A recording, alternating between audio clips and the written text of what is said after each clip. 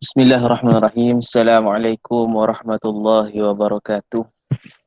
Uh, Alhamdulillah Rabbil Alamin. Wassalatu wassalamu ala ashrafil anbiya wal mursalin wa ala alihi wa sahbihi ajma'in. Qala rabbi shrah li sadri wa yassir li amri wa hlul 'uqdatam min lisani yafqahu qawli. Subhanaka la ilma lana illa ma 'allamtana innaka antal alimul hakim. Terima kasih kepada pengemudi acara uh, Barisan Jawatan Kuasa Pelaksana bagi webinar Menara Gading Terengganu 2021. Seterusnya Barisan Pimpinan PKPIM Terengganu. Alhamdulillah, saya syukur pada Allah SWT ada peluang dan ruang untuk mengisi satu topik di dalam menara. Walaupun sebenarnya baru dimaklumkan semalam, jadi mungkin saya cuba yang mana yang boleh lah. Okay, salam perkenalan kepada semua peserta-peserta webinar Menara Gading. Mudah-mudahan kita mendapat manfaat walaupun dalam ruang yang terbatas. Mudah-mudahan kita ada peluang untuk sama-sama kita kongsi, kita share apa yang kita nak bincangkan pada hari ini. Alhamdulillah, sebenarnya cukup nostalgik Menara Gading ni. Kalau ikutkan saya berada di Uniza tahun 2011, bermulanya 2011 sehinggalah 2018, dan penglibatan secara langsung sebenarnya dalam Menara Gading ni saya dah terlibat dalam tahun 2012 sebagai facilitator. Namun apa yang berlaku sekarang ni, cabaran kita adalah cabaran baru kita dalam COVID-19. Terpaksalah kita redha sebenarnya dengan ruang yang ada. Mudah-mudahan apa usaha yang kita buat ni dapat lindungan di bawah lindungan Allah Subhanahu Wa Taala. Baik, kita nak pergi satu persatu. Hari ni mungkin saya nak pergi satu persatu.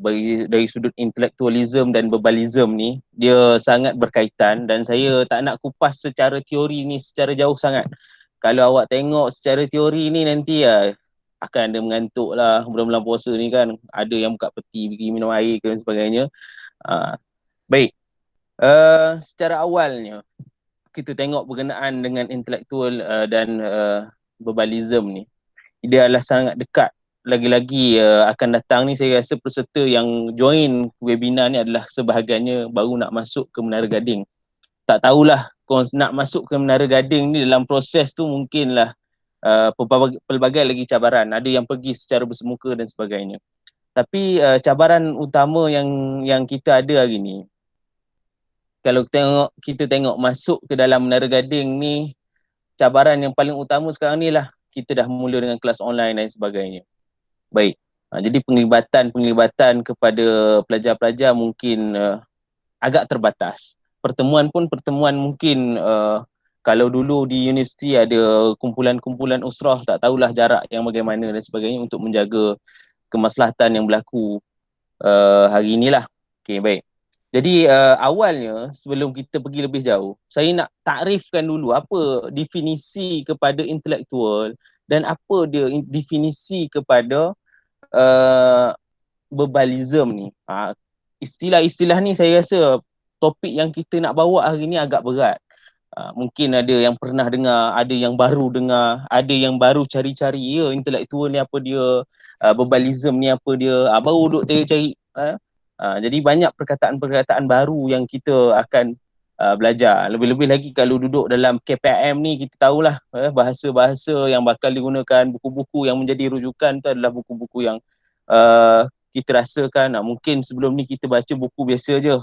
Ada sebahagian budak-budak SPM mungkin baca novel, baca novel bercinta dan sebagainya, tengok cerita, lepas tu acah-acah drama dalam imajinasi sendiri, kemudian tengok Korea kan. Jadi benda-benda tu mungkin baca buku pun lebih menjurus kepada perkara-perkara yang lebih orang kata tak signifikan dengan budaya akademik yang kita akan tempuh nanti. Sebab bila masuk dalam ruang akademik ni, masuk dalam pendidikan institusi yang lebih tinggi, kita akan pergi kepada level pemikiran yang lebih tinggi. Sebab itu kita kena jaga ataupun kita nak kena tengok balik cara berfikir kita. Tak sama macam kita berfikir masa kita sekolah dulu. Kita sekolah dulu berfikir nak seronok, nak enjoy. Tahu-tahu SPM tu kadang-kadang nanti kita akan tengok apa berlakunya bila verbalism ni ada dalam kalangan kita. itu yang akhirnya conteng baju, SPM 2020 dan sebagainya. Sambut macam seolah-olah merdeka lah daripada sekolah. Nanti kita akan tengok apa yang akan berlaku apabila uh, perkara-perkara ini akan berterusan. Bila masuk dalam universiti, dia akan berlaku culture shock dan sebagainya. Okey, baik. Kita nak pergi kepada definisi kepada intelektual. Apa dia intelektual yang kita nak faham sebelum kita pergi lebih jauh. Saya tak nak bincang secara satu, orang kata, secara terlalu strict. Okay, kita nak bincang satu persatu, saya akan bagi, tak ada. Saya lebih kepada bagaimana saya akan buka ruang intelektual dan verbalism ni, kemudian kita akan tengok secara live ataupun secara reality. Sebab kalau kita ni duduk dalam alam fantasi yang seolah-olah keawangan terapung, tak tahu nak pergi hala tuju mana, lebih baik kita tengok apa yang akan berlaku di universiti. Pengalaman dalam universiti dan sebagainya mungkin akan berbeza. Saya akan cerita pengalaman waktu saya berada di alam universiti daripada 2011 sampai 2018, apa yang kita akan lalui. Mungkin berbeza dengan pengalaman adik-adik, mungkin berbeza. Tapi apa yang kita nak kongsi supaya dia sebagai satu inspirasi dan pengajaran kepada semua orang, mudah-mudahan adalah something. Okay, saya nak mulakan perbincangan kita hari ini dengan ayat Al-Quran. A'udzubillahi minasyaitonirrajim. Bismillahirrahmanirrahim. Atamuruna an-nasa bil birri wa tansawna anfusakum wa antum tatluna al-kitab afala ta'qilun. Sadaqallahu azim. Okey. Maksud ayat yang saya bacakan, mengapa kamu suruh orang lain mengerjakan kebaktian sedangkan kamu melupakan diri, kewajipan kita sendiri, padahal kamu membaca Alkitab, maka tidaklah kamu berfikir. Kalau adik-adik bacalah Al-Quran, banyak pergunakan kalimah-kalimah yang kita akan jumpa. Afala ta'qilun, afala tatafakkarun. Okey, itu adalah ayat-ayat yang membicarakan tentang tuntutan untuk kita berfikir. Dalam Al-Quran banyak. Kalau boleh carilah beratus, kat 600 helai tu, kita akan cari banyak perkataan-perkataan berkenaan dengan afala ta'qilun, afala tatafakkarun.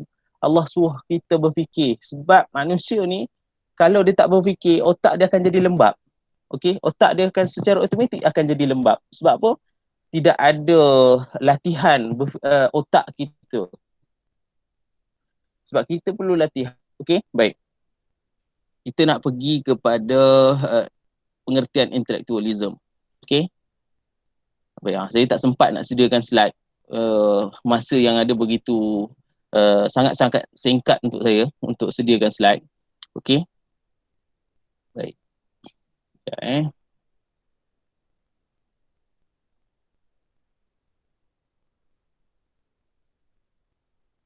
Okey, baik. Kita pergi kepada pengertian intelektual. Bagaimana, apakah yang dimaksudkan dengan intelektual. Okey. Kalau adik-adik pernah dengar berkenaan dengan seorang tokoh pemikir ulung yang ada, antaranya Syed Naqib Al-Atas. Kemudian kita nak bicara tentang Syed Hussein Al-Atas. Okey. Dia bahas banyak sebenarnya tentang intelektual ni dalam buku ataupun karya beliau adalah intelektual dalam sesebuah masyarakat membangun. Ataupun karya ini diberi nama Intellectual in Developing Societies. Okey.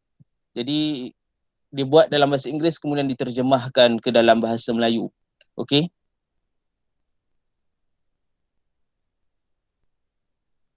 Okay, intelektual menurut Prof. Syed Hussein ni merupakan orang yang mengabdikan diri untuk memikirkan idea dan masalah bukan kebendaan dengan menggunakan kemampuan akliah. Okay, saya ulang lagi sekali. Ni secara awal je saya nak bagi definisi supaya kita nampak secara jelas apa dia intelektual, apa dia verbalism. Okay, intelektual merupakan orang yang mengabdikan diri untuk memikirkan idea dan masalah bukan kebendaan dengan menggunakan kemampuan akliah. Okey. Itu dari sudut intelektual. Nanti kita bahas panjang. Apakah yang dimaksudkan dengan Prof. Syed Hussein Al-Atas berkenaan dengan mengabdikan diri untuk fikir idea dan masalah bukan kebendaan dengan menggunakan kemampuan akliah. Okey.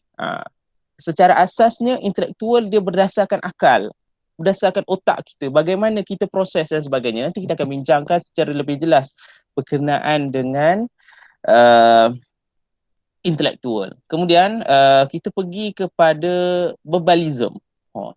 Verbalism ni biasanya orang biasa dengar lah. Bebal. Istilah macam kasar, tapi kenapa Syed Hussein menggariskan berbalism ni? Sebab apa? Dia berlaku dalam masyarakat setempat sebenarnya. Dan secara tak sengaja nanti kita akan lihat mungkin ciri-ciri berbalism tu ada pada diri kita dan bagaimana kita nak mengatasi. Bukan bermaksud kita bila kita berada dalam satu ruang itu, kita akan terus bebal sampai saya memang ditakdirkan menjadi bebal sejak dulu hingga kini. Susahlah. Maksudnya tidak ada satu anjakan jadi bebal. Okey, saya redha ya Allah. Saya memang dilahirkan untuk jadi bebal. Tak ada orang nak buat macam tu lah. Lepas tu dah tahu bebal, okey, tak apalah. Tak payah masuk mana-mana, tak payah pergi belajar. Dan bebalism ni bukan dalam kalangan tak semestinya orang masuk universiti ni tak bebal. Hakikatnya orang masuk universiti ni kalau dia bebal, bebal dia lagi tinggi daripada orang yang tak masuk universiti. Nanti kita akan tengok macam mana bebal yang saya maksudkan. Jadi janganlah kita merasakan bebal ini satu benda yang tak boleh diubat. Sebenarnya boleh diubat, tak ada masalah pun. Cuma bagaimana kita nak mengatasi dan sebagainya. Okey, baik. Ini dari pada sudut kita tengok daripada sudut teori dulu. Bebalism ni apa dia? Okey, dan kalau nak tahu kalimah bebalism ni adalah kalimah yang dipelopori ataupun dicipta oleh Syed Hussein Alatas sendiri sebab dia melihat perkara ini menjadi satu benda yang serius. Sebab itu Syed Hussein dia menimbulkan perkataan berbalism ni. Okey, baik. Dan sebenarnya kalimah berbalism ni pun secara asli daripada bahasa Melayu. Okey. Bukannya dicedok daripada mana-mana bahasa tapi adalah secara directnya daripada bahasa Melayu. Baik. Kita tengok dari sudut maksud berbalism. Okey.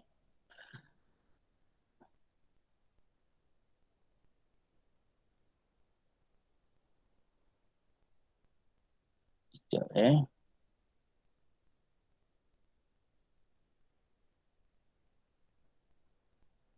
Okey.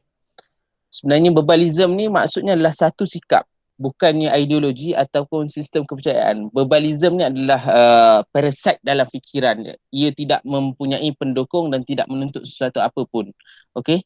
Baik. Maksudnya bebal ni daripada perkataan dasarnya adalah kalau bahasa kasarnya bodoh lah. Bodoh, tak tahu, jahil. Itu adalah perkataan yang sesuai. Cuma berbalism ni Syed Hussein dia mengupas dengan lebih luas. Okey, kalau kita faham bebal adalah bodoh, bebal adalah tak pandai, bebal adalah orang yang dungu. Ataupun sebenarnya bebal satu lagi adalah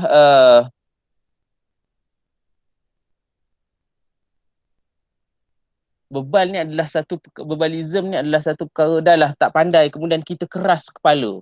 Itu masalah tu. Kadang-kadang kita tak tahu, kita dah memang kita nampak kita dah tahu kita ni jadi bodoh, kemudian sombong kemudian dia keras kepala. Asyik tertumpu kepada satu perkara yang mungkin kita rasa kita betul. Nanti kita akan tengok bagaimana berbalism ini menular dalam kalangan student. Dia sebenarnya bukan dalam kalangan student je. Ahli-ahli politik pun akan menampakkan kebebalan dia apabila dia bercakap. Bila dia tidak ada asas, dia akan pergi kepada berbalism.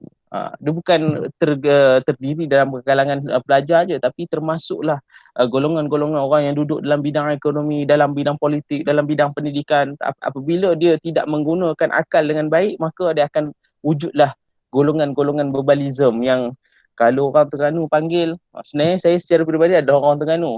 Kalau peserta-peserta adalah orang Terengganu, saya adalah Terengganu dan kalau istilah Terengganu yang sesuai bagi berbalism ni adalah bijak. Tahu bijak? Buat-buat bijak. Maksudnya buat-buat pandai.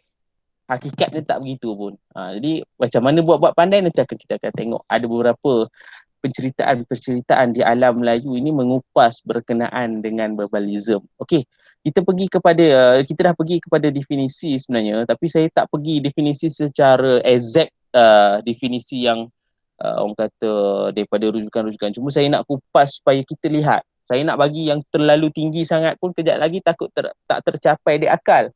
Mungkin kau terkejut pula orang peserta webinar Menara Gading. Saya baru nak masuk universiti, didedahkan dengan berbalism. Saya rasa sekarang ni pun saya dah jadi bebal lah tiba-tiba. Contohnya kan. Okey, jadi sebab itulah saya kupas secara dasar orang kata surface dulu secara umum supaya semua faham berkenaan dengan intellectualism dan berbalism. Okey, baik. Tadi kita pergi kepada definisi. Okey, setakat ni boleh pergi je kan? Tak ada yang pergi minum air lagi. Okey, jadi dalam ruang bulan puasa ni begitulah, dia ada gangguan-gangguan. Orang kata bulan puasa syaitan dibelenggu, syaitan diikat. Tapi itulah kenapa saya still rasa mengantuk. Itu adalah diri sendiri. Jadi diri sendiri, janganlah diri sendiri tergolong pula dalam golongan-golongan yang tak sepatutnya. Jadi bermaksud, apa yang saya nak highlightkan di sini adalah bila melihat kepada intelektualism dan verbalism yang kita bincangkan pada hari ini, mungkin kita lihat beberapa perkara yang kita boleh lihat. Kalau dari sudut intelektualism, semua manusia Allah ciptakan mempunyai akal. Betul? Semua manusia yang Allah jadikan di atas muka bumi ni mempunyai akal. Jarang orang kata saya tak ada akal. Mungkin manusia sahaja yang tidak menggunakan akal itu seminimum dan semaksimum mungkin. Okey?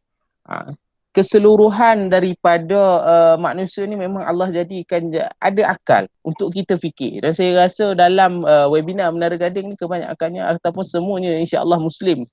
Okey, orang Islam tak ada masalah. Jadi Allah kurniakan kita akal. Bagaimana akal itu untuk difungsikan? Itulah kita nak pergi kepada intelektualism. Bagaimana kita menggunakan akal, kemudian kita menggunakan akal tersebut secara maksimum. Guna akal ni, Allah bagi akal untuk kita berfikir. Dan intelektual ni adalah gaya berfikir seseorang. Bagaimana kita berfikir? Okey, bagaimana kita berfikir, gaya berfikir.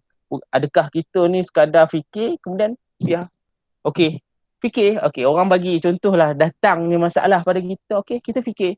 Tapi apakah output dia? Kita input, kita terima, bagaimana pula kita menggunakan sumber input itu kepada output? Okey.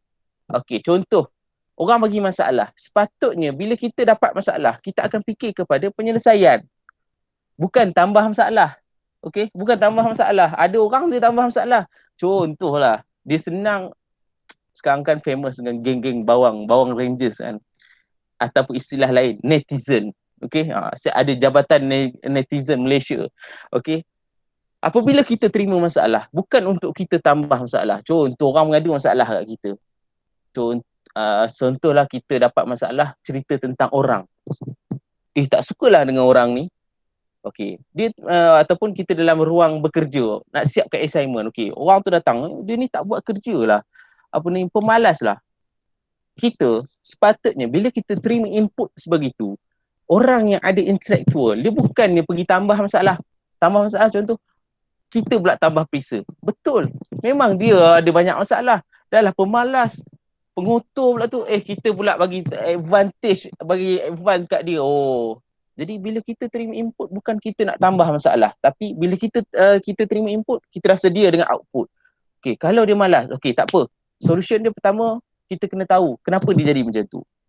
Okay, kenapa dia jadi macam tu? Apa nasihat yang kita boleh bagi pada dia? Kemudian kalau dia tak boleh juga, apa yang kita boleh bantu dia? Itu adalah output yang sepatutnya menjadi orang yang ada intelektual akan pergi ke arah tu. Bukan kita pergi bawang kat dia, okey dah tambah, kita dah terima input, okey kita output dengan kita pergi bawang dengan orang lain. Cari kumpulan lain, cerita pula pasal dia. Akhirnya menjadi satu sifat pula kita pergi mengumpat dekat kawan ni.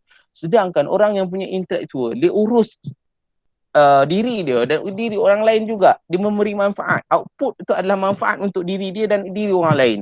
Bukan semata-mata kita terima input, okey, sangkut dekat situ je. Kemudian kita akan tambah lagi masalah, akhirnya dapat penyelesaian.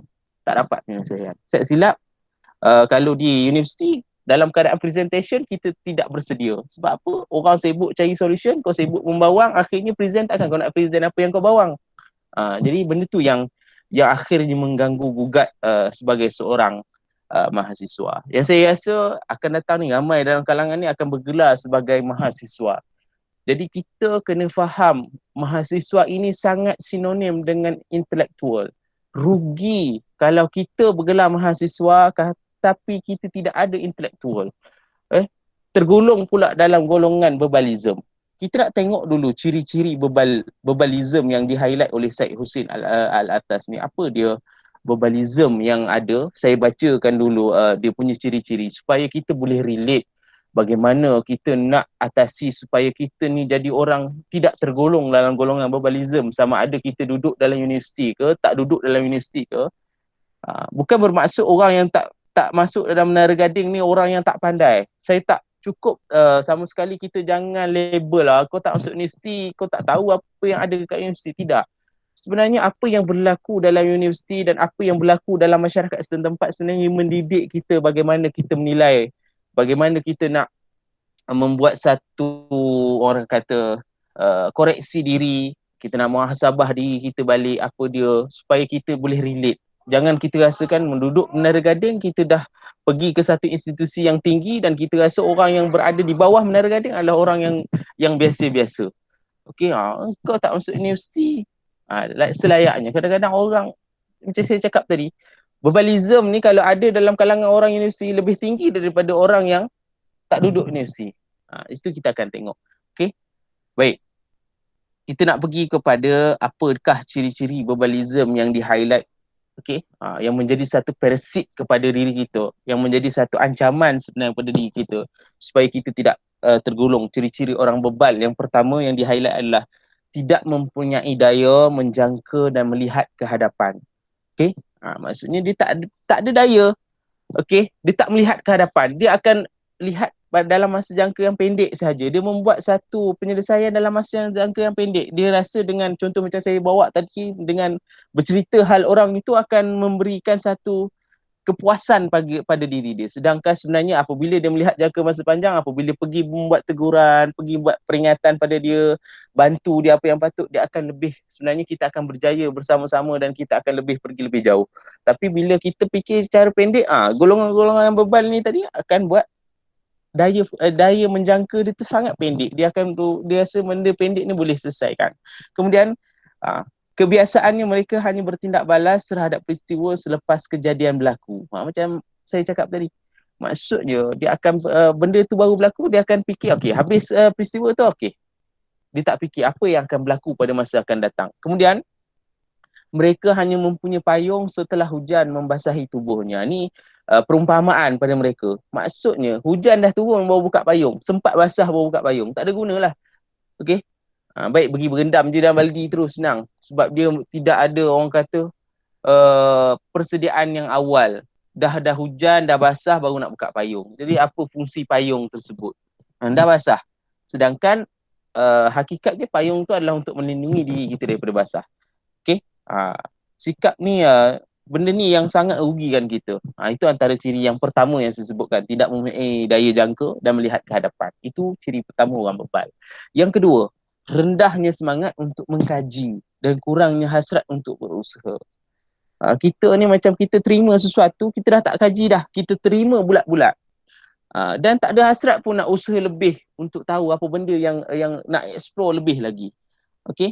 Semangat berfikir kita lesu. Kita jadi orang yang pasif. Sebab apa? Rendahnya semangat untuk kita nak kaji sesuatu. Bila terima input, okey, nak kena suap. Kita terima sahaja. Kita tak mampu pun nak pergi lebih jauh. Nak explore lagi apa yang kita terima. Itu sifat yang kedua. Rendahnya semangat untuk mengkaji dan kurangnya hasrat untuk berusaha.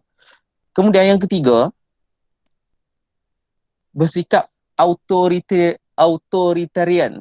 Apa dia authoritarian? Dia mengharap orang lain menerima apa yang dikemukakan tanpa alasan. Maksudnya dia mengharapkan orang lain menerima apa yang dikemukakan tanpa alasan. Maksudnya tak boleh argue dengan dia. Bila kita dah buat satu benda, okey, nak semua orang setuju dengan dia. Tak kisahlah benda tu betul atau salah, kita nak suruh orang setuju. Itu membuka ruang bebal itu tadi. Maksudnya kadang-kadang kita perlu ruang perbincangan supaya hasil daripada perbincangan tu akan menghasilkan benda yang lebih baik. Sebab itulah dalam Islam sendiri pun galakkan untuk syura, untuk bermesyuarat, untuk berbincang supaya apa? Keputusan yang kita buat mendapat satu keputusan yang konkret. Ini kita boleh lihat bagaimana Nabi SAW. Okey, walaupun Nabi ini Allah jamin syurga, dapat direct dari wahyu daripada Allah, tapi Nabi masih lagi memerlukan para sahabat untuk duduk dan berbincang dan memohon pandangan. Sebab apa? Dia nak menunjukkan bahawa pentingnya kita bermusyawarah ataupun munaqasyah ataupun berbincang sesama sendiri. Ini sangat relate. Okay? Jadi orang yang bebal dia tak boleh terima pandangan orang lain, dia rasakan diri dia sahaja yang betul. Kemudian nombor 4, mempunyai kecenderungan yang tinggi untuk melakukan generalisasi. Semua benda dia nak benda yang umum, surface sahaja. Okay, kadang-kadang kita nak nampak cantik sahaja di luar.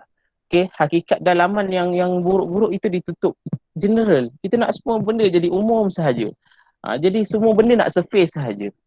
Yang penting okey, kita dah tahu, cukuplah tu. Itu perkara-perkara yang cenderung yang tinggi untuk melakukan general, benda-benda yang surface.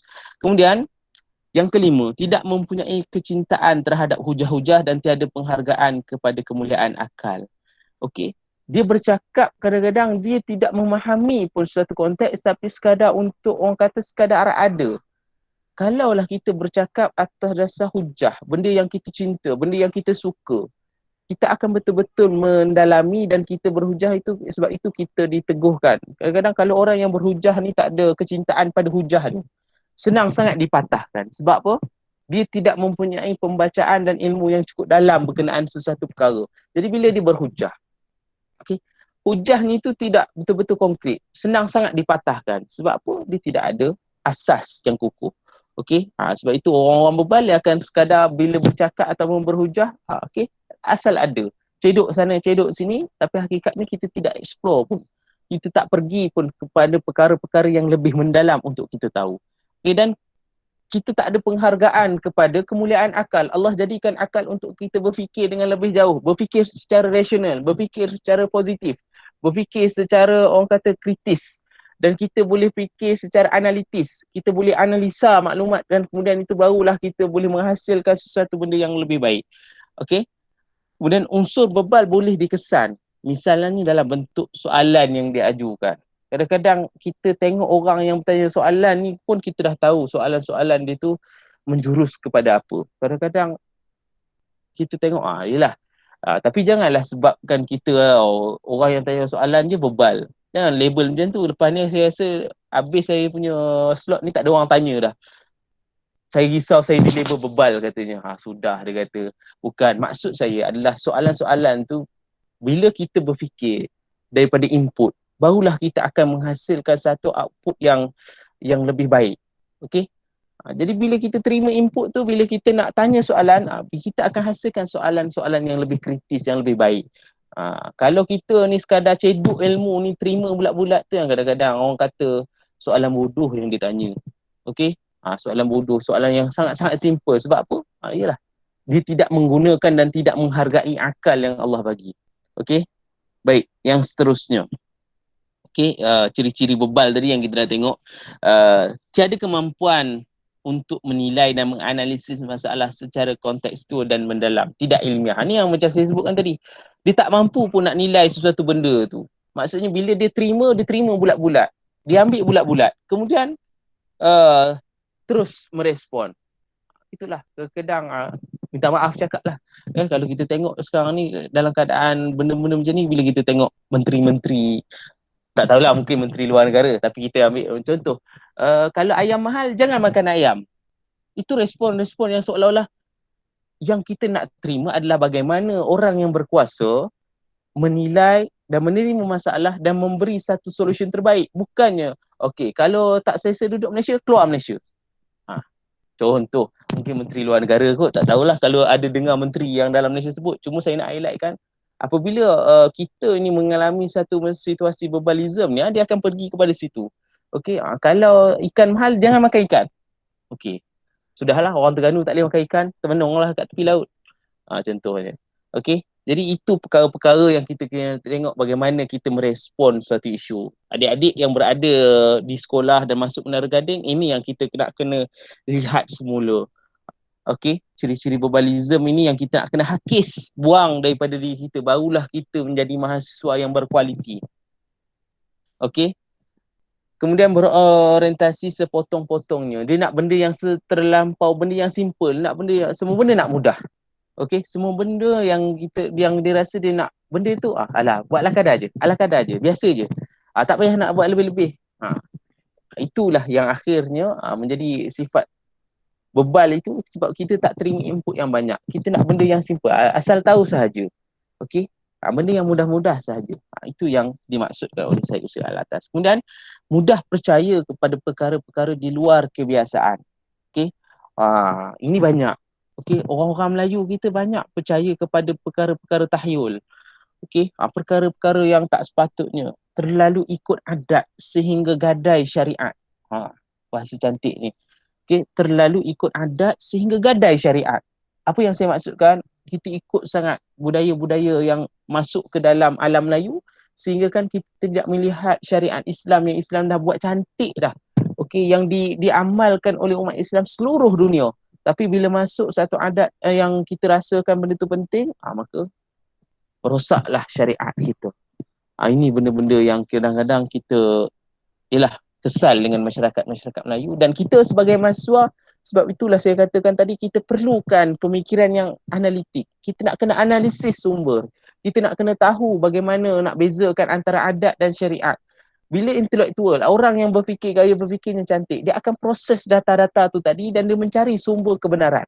Nanti saya akan ajar bagaimana kita nak lihat sesuatu perkara. Tak boleh kita nak terima bulat-bulat, orang kata sembrono sahaja, sehingga kan nanti bila kita buat sesuatu keputusan itu adalah keputusan yang salah. Okey? Baik. Mudah percaya. Benda-benda karut. Tahyul ni banyaklah alam Melayu ni. Kalau kita nak tengokkan budaya-budaya Melayu yang akhirnya merosakkan pemikiran Melayu itu sendiri. Antaranya kalau kita tengok buang acak di tepi pantai, mungkin benda-benda tu dah secara perlahan-lahan telah dinyahkan daripada masyarakat Melayu, tapi masih lagi ada dalam kalangan orang-orang lama. Nak amalkan budaya-budaya, nak dapat anak kena buat macam ni, nak nak orang ikut sebagainya. Itu budaya-budaya yang kadang-kadang kita pun tak boleh fikir.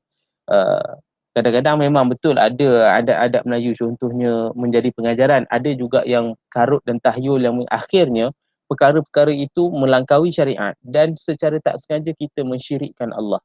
Kena hati-hatilah. Tidak terpengaruh oleh logik. Kadang-kadang kebanyakan kita ni suka sangat fikir secara logik, tak tengok. Sedangkan kita ni, itu saya cakap, bila kita terima sumber, kita ada dalil Al-Quran, kita ada hadis, kita ada pembacaan yang banyak, kemudian kita banyak menelaah benda perkara-perkara yang lebih luas, maka kita akan buat sesuatu perkara tu, kita akan analisis dulu. Kita akan fikir dulu dalam-dalam, apakah perkara yang kita nak buat. Bukan sekadar kita terima, akhirnya kita bagi output tu sesimpel yang mungkin. Okay, baik. Jadi jangan lekas percaya dengan sesuatu benda. Kita terima, kita analisis dan barulah kita boleh keluar output. Disebabkan itulah kepercayaan karut-marut masih mendapat tempat dalam negara membangun. Syed Hussein Alatas pun cakap, kenapalah perkara-perkara yang tahyul ni boleh ada lagi dalam negara membangun? Sebab apa? Masih ada lagi orang-orang yang bebal ini tadi mengamalkan perkara-perkara yang sebegitu dan mengambil ringan perkara-perkara yang berat. Contohnya perkara-perkara syariat, perkara yang sepatutnya diberi penumpuan, diambil ringan. Akhirnya outputnya akan berlakulah benda-benda tadi. Okay, baik. Kemudian tidak mempunyai kehalusan pekerti. Yang ni cukup saya nak kupas dengan cantik. Tidak mempunyai kehalusan pekerti. Akhlak kita. Cara kita. Lebih-lebih sekarang ni kita berada dalam COVID-19 ni. Mudah-mudahan Allah angkat penyakit ini. Kita yang dijangkiti diberi kesembuhan segera dan kita dilindungi daripada penyakit ni lah. Bila sebut tentang pekerti akhlak, ini termasuk juga bagaimana kita ni berada dalam tempoh kelas. Contohnya lah, saya nak sentuh sikit lah, walaupun dia berkait sangat dengan tribalism ni, sebab dia nak kupas bagaimana pekerti kita bila kita berada di dalam kelas online kan. Kelas online ni macam-macam. Saya sebagai guru yang mengajar pun, saya pun tengok anak murid itu sekolah rendah. Sekolah rendah tu kita no wonder lah, adalah masalah-masalah tertentu yang budak yang tak boleh kontrol. Tapi kita ni dah pergi ke satu tahap, dah masuk kepada umur remaja, umur dah dalam tempoh meningkat dewasa ni, sepatutnya tak berlaku. Soal pekerti ni soal adab. Sebab adab membentuk akhlak. Bagaimana adab, etika kita. Kalau kita kelas online, kita berhadapan dengan duduk dalam platform Google Meet ke Zoom ataupun sebagainya, sepatutnya kita bersedia lah. Kita bersedia. Bersedia yang macam mana? Cara duduk kita. Cara duduk kita dalam menerima ilmu, menerima input tu bagaimana. Cara duduk kita pun sama macam mana kita dalam kelas, begitu juga kita kat rumah. Jangan gunakan peluang Menggunakan peluang kelas online ni adalah kita boleh buka kemudian tidur, tutup kamera tidur. Okey. Ada kuis, ada tu barulah jaga berguling sana, melompat sini sambil Google Meet sambil makan. Okey. Jadi adab-adab itu sebenarnya mempengaruhi pekerti kita, etika kita. Kita nak menerima ilmu. Kalau kita berhadapan, kita bersemuka, atau istilah lain kita bertalaki ataupun kita lelah kelas secara seperti biasa bersemuka. Di situ ada barokah dia sebab apa? Pertemuan roh. Roh kita bertemu dengan roh kawan kita, roh kita bertemu dengan guru kita. Itu penting. Jadi itu ada barakahnya. Habis tu ustaz habis tu macam mana kita nak supaya barakah itu berkekalan dengan kekangan yang ada, dengan kemafsadan yang ada. Kita tahu kalau kita bersemuka risikonya lebih tinggi. Jadi apa yang kita boleh buat bila kelas online, duduklah seperti mana kita nak betul-betul menuntut ilmu. Okey, bersedialah bagaimana kita nak menuntut ilmu, pen dan kertas bersama selalu. Okey, buku-buku yang sepatutnya menjadi rujukan, okey, dah letak tepi. Bersedia bagaimana kita nak kelas. Itulah cara yang kita nak supaya moga-moga Allah datangkan barakah pada majlis yang kita hadiri. Yang tu yang sangat-sangat penting yang saya rasa adalah satu perkara yang kena ada dalam seorang pelajar dalam situasi yang sedang melanda kita sekarang. Okey. Jadi saya haraplah benda-benda perkara begini sangat penting. Okey. Dan kita ni jangan rasa malu. Yang di-highlightkan oleh Syed Hussein lagi, tidak merasa malu dengan kesalahan yang dilakukan kerana kebodohannya. Jangan malu dengan kesalahan yang kita buat. Sebab daripada kesalahan itulah kita akan mula tahu apa kesalahan yang kita tak patut buat. Bila dah sekali kena tegur, kita akan sentiasa beringat. Sebab kadang-kadang kita dah biasa lakukan, tak ada orang tegur, kita akan berterusan dengan kesalahan dan kita berterusan dalam keadaan bebal ataupun keadaan kebodohannya. Dan tidak takut dengan kekurangan intelektual. Jangan sebabkan kita rasa, alah, kita tak boleh tergolong dalam golongan tersebut. Alah, saya dah macam saya cakap tadi, saya ni memang ditakdirkan lahir dalam keadaan yang bebal. Jadi saya redha dengan ketentuan tu. Tanpa sebarang usul. Sampai bila? Okey, akhirnya tidak akan pergi ke mana-mana. Kita akan berada di tahap yang sama sampailah mati. Jadi itu yang kita tak nak. Itu yang ciri-ciri yang saya senaraikan lebih kurang ada 1, 2, 3, 4, 5, 6, 7, 8, 9. Lebih kurang 9 ciri-ciri bebalism ataupun ciri-ciri orang bebal yang ada dalam masyarakat kita. Dan mungkin ada dalam kalangan kita. Tapi bukanlah satu ciri-ciri yang ada ni menyebabkan kita ni jadi orang bebal. Tidak. Cuma sebagai satu pengajaran kepada diri kita. Satu pengajaran supaya kita tidak orang kata terlalu tertumpu. Asyik fikir je. Akhirnya tidak fikir tapi sekadar fikir, bukan untuk tindakan. Orang yang ada intelektual, dia fikir kemudian dia akan pergi kepada tindakan. Okay? Sebab bila fikir, dia terima input sumber. Kemudian bila terima sumber, kita analisis sumber tersebut. Okay? Sebab itulah adik-adik yang ada dalam webinar ni, kita ni dalam Islam, kenapa syarat-syarat wajib yang ada kepada seseorang sebelum melakukan amalan tu adalah mumayyiz. Kenapa kena ada mumayyiz? Sebab mumayyiz ini adalah membezakan antara baik dan benda yang buruk. Islam meminta kita, bila kita terima satu output, kita kena analisis, kena fikir yang tu perkara baik ke perkara buruk. Sebab itulah kanak-kanak, perkara pertama yang dia kena tahu adalah perkara baik, membezakan perkara baik dan perkara yang buruk. Islam menggalakkan daripada kecil lagi kita membezakan. Itu adalah galakkan berfikir. Sebab itulah dalam Al-Quran sebanyak sebab afala tatafakkarun, afala ta'qilun. Banyak. Okey, adik-adik boleh cari dalam Al-Quran. Sambil-sambil baca Al-Quran tu kan, bulan-bulan puasa ni nak tambah amalan kita tu, tengok-tengok jugalah terjemahan. Mudah-mudahan kita mendapat pengajaran daripada terjemahan-terjemahan Al-Quran itu sebagai kadang-kadang menjadi satu teguran pula pada diri kita bahawa banyak benda yang berlaku pada diri kita ni yang akhirnya membawa kepada ciri-ciri bebalism. Baik, itu adalah ciri-ciri bebal yang saya nak highlightkan sebentar tadi. Yang kita nak tengok balik ni adalah dari sudut intelektual lah. Barulah saya nak pergi kepada benda-benda yang real, apa yang akan berlaku.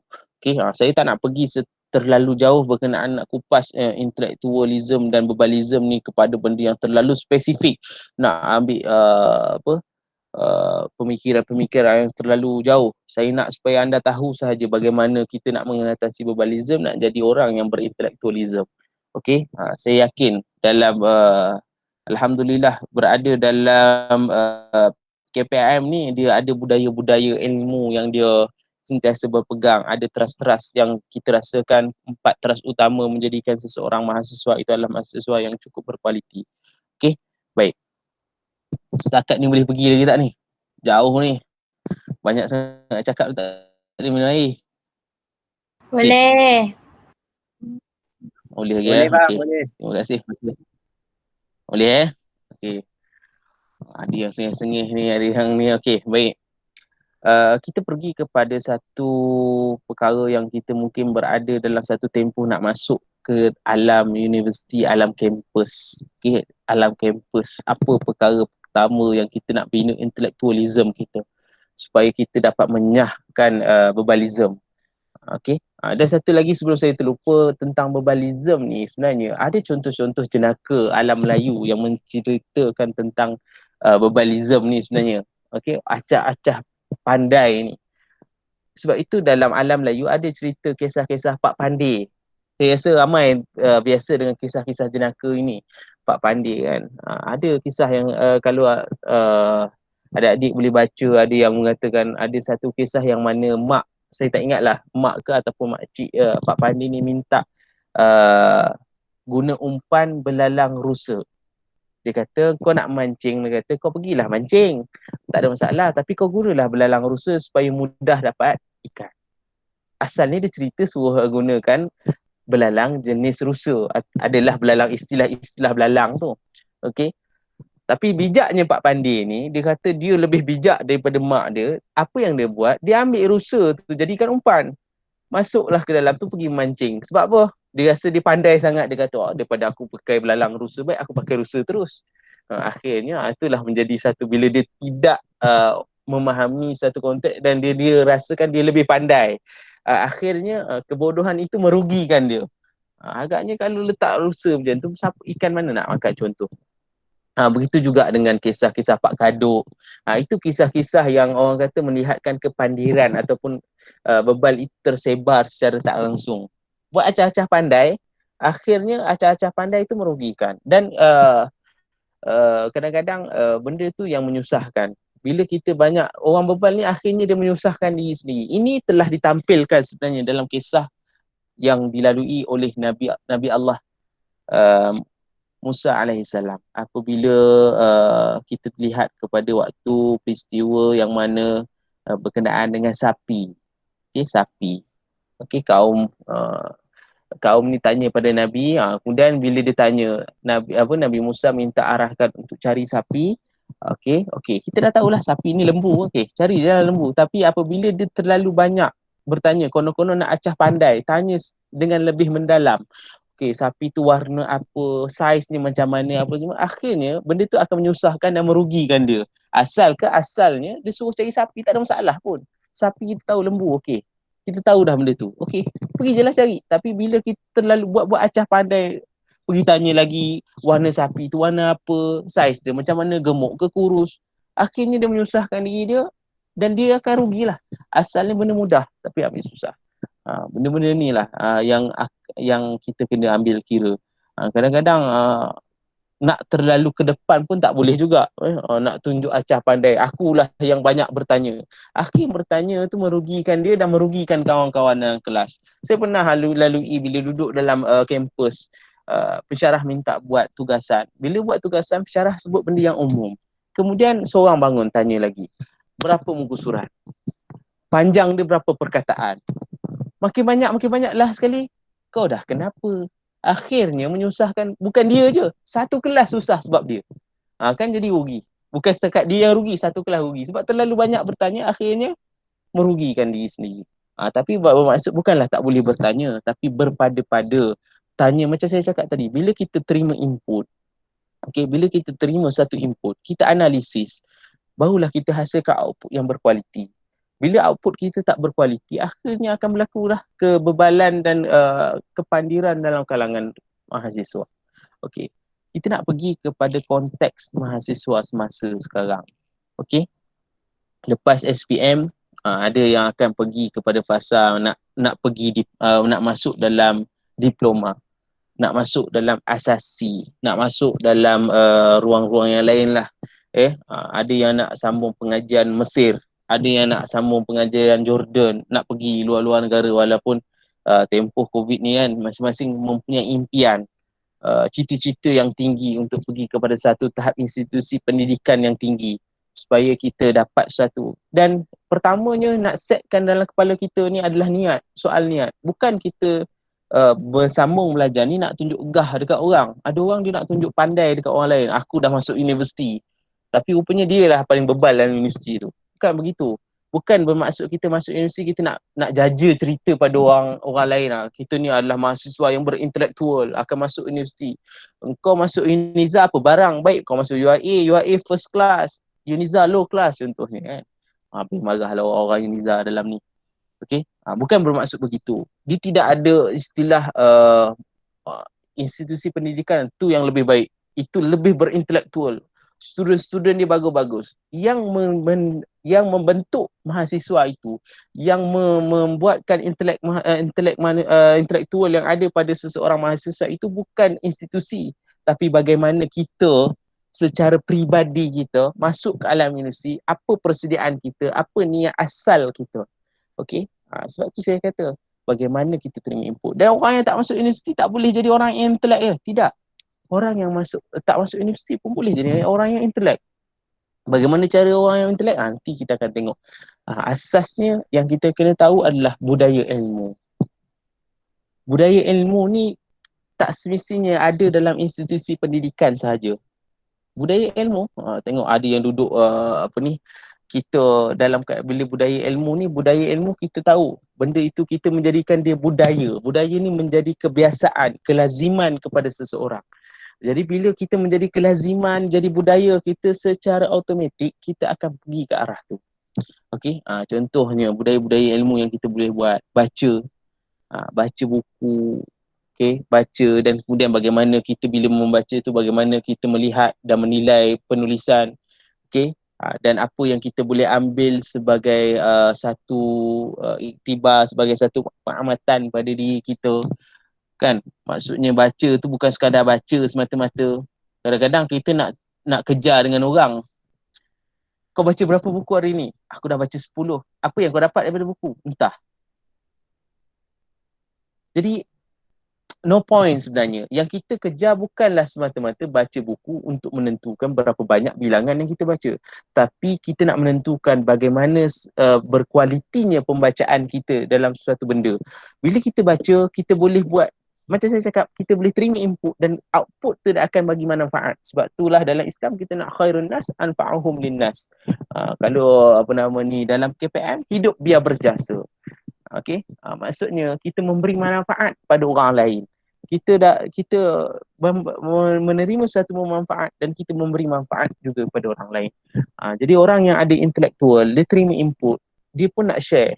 Sebab tu orang-orang yang dalam nanti, sebab bila masuk ke alam kampus, mungkin ada dalam kalangan kita tak terbiasa pun dengan alam kampus. Alam kampus tidak ada lagi dah. Kalau di sekolah, cikgu akan duduk, tegur, bagi peringatan, marah, rotan dan sebagainya. Itu di alam sekolah. Di kampus, hidup aku adalah hidup aku. Bermaksud tidak ada lagi orang nak ingatkan kita, kau nak datang kelas ke tak nak datang kelas. Itu terpulang pada diri kita. Sebab kita ada life kita sendiri. Dan yang menentukan life kita, bagaimana gaya kita berfikir, bagaimana kita menjalani kehidupan kita. Itu penting. Nak jadi mahasiswa yang betul-betul berintelektual, tidak tergolong dalam golongan verbalism ni tadi, bagaimana kita berfikir. Kita kena ubah. Kalau dulu di sekolah kita terima direct daripada guru. Cikgu akan mengajar, kemudian bagi latihan, kemudian bagi satu penjelasan dan sebagainya. Di universiti, kita yang kena bergerak. Okey, sebab itulah kita kena usaha cari. Apabila kita menerima sesuatu, kita nak cuba dalami. Bagaimana nak cuba dalami? Itulah fungsi-fungsi kita pergi ke maktabah, cari balik analisis data yang kita terima satu persatu, tengok apa benda yang kita nak cari, carian-carian tu menjadi lebih kita explore sendiri. Kemudian bila kita present pada pensyarah akan betulkan. Itu suasana di universiti yang kita akan tempuhi. Pembelajaran secara suap menyuap ni tak ada. suap menyuap ni jangan makan ke mentang-mentang ini kau puasa. Apa ni, mentang-mentang kau puasa ini, suap menyuap tu kau faham suap makanan je dalam mulut. Yang saya kata suap ni kita terima bulat-bulat. Okey, cikgu akan mengajar A sampai Z. Di universiti tidak ada begitu. Okey, sebab itulah nak menghasilkan intelektual, cara berfikir seorang mahasiswa ni, dia akan pergi kepada satu perkara yang kita melihat secara umumnya adalah bagaimana kita nak survive dalam universiti. Benda tu penting bagi kita. Okey, nak asah dalam alam universiti, okey, kita akan terima input dan kita akan cari input tu sebelum kita membuat output. Nanti melalui output tu lah ada presentation, pembentangan dan sebagainya. Itu yang akan berlaku dalam alam universiti. Abang-abang ada yang kata teringat murtabak, sudahlah. Apa nama ni, ni seronok sangat ni. Kan ada yang pergi tebang murtabak, jangan kau pergi makan murtabak pukul 1:30 pula lagi, Zuhur ingat azan maghrib, pening. Okey, baik. Jadi apa yang kita nak tahu, perkara-perkara yang kita nak kena lihat balik begitulah. Dalam alam universiti kita akan direct terima, kemudian kita akan explore. Jadi bila perkara itu akan berulang-berulang, sebenarnya dia mengasah fikiran dan akal kita. Tidak berada di dalam satu tempat yang tahap yang sama. Tidak berlaku pada tahap yang sama. Jadi alhamdulillah yang akan terima masuk ke universiti saya tak pasti. Ada yang dah UPU dah maklumkan ke keputusan UPU bila? Dah masuk dah yang SPM tahun lepas? Saya tak pasti. Jadi bila masuk ke alam universiti, saya harap benda tu adalah perkara-perkara yang kita nak kena timbal balik. Bagaimana gaya fikir akan menentukan gaya hidup juga. Sebab bila awak fikir, dia akan menentukan gaya hidup. Bagaimana menguruskan kehidupan di alam universiti, nak bawa diri ni pergi tempat baru. Ada yang akan berjauhan dengan keluarga. Tiba-tiba nanti ada yang awal-awal tu homesick, yang tak pernah duduk asrama, tiba-tiba berjauhan dengan keluarga, dengan suasana yang agak berlainan, tidak ada bimbingan sebenarnya. Kita yang kena cari bimbingan di universiti. Nak duduk dalam ruang yang baik, carilah kumpulan-kumpulan yang baik. Cari kumpulan-kumpulan yang membina gaya fikir dan gaya hidup kita. Kalau kita berjumpa dengan orang yang salah, dia akan merosakkan kehidupan kita. Sebab tu kadang-kadang, dulu kat sekolah macam malaikat. Solat jemaah tak tinggal, baca Quran tak tinggal, baca buku tak tinggal. Bila kau jumpa 5 tahun akan datang, kau tengok dia rosak. Sebab apa? Bila masuk dalam alam universiti, berjumpa dengan kumpulan yang salah, berjumpa dengan kawan yang salah, sedikit sebanyak dia akan merubah gaya fikir dan merubah gaya kehidupan dia. Bila dia merubah gaya kehidupan, dia akan merosakkan dan menjerumuskan diri dia dalam kepada satu benda yang akan merosakkan diri dia. Akhirnya itulah gagal dalam pelajaran. Sebab tu jangan rasa orang yang berjaya dalam SPM akan berjaya dalam alam universiti.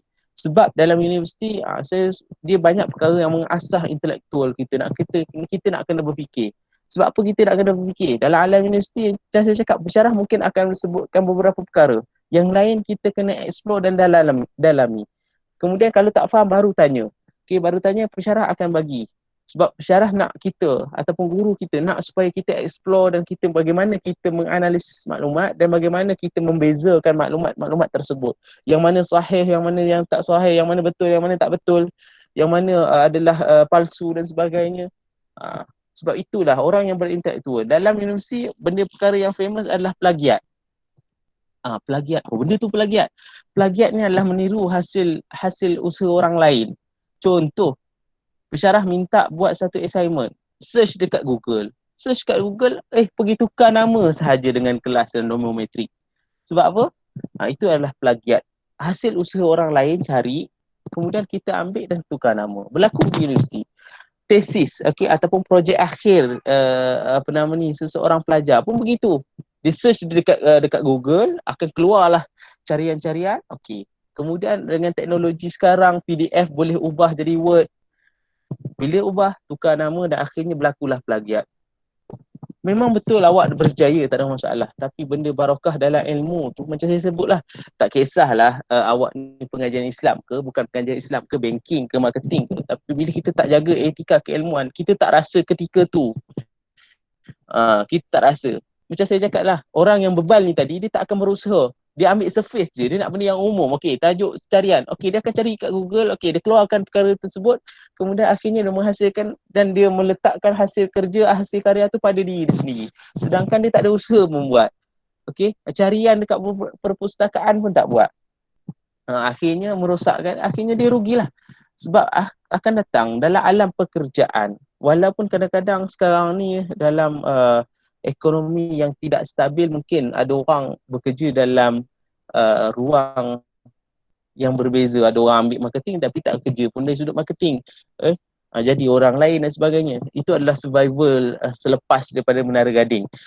Tapi bagaimana kita, bila kita survive dalam tempoh universiti ni, bukan kita belajar benda yang kita apa ni, course yang kita minat saja, tapi secara tak langsung kita belajar bagaimana kita nak menerima maklumat, bagaimana kita nak menggunakan maklumat, bagaimana kita nak berinteraksi, bagaimana kita nak buat pembentangan, skill soft skill yang ada.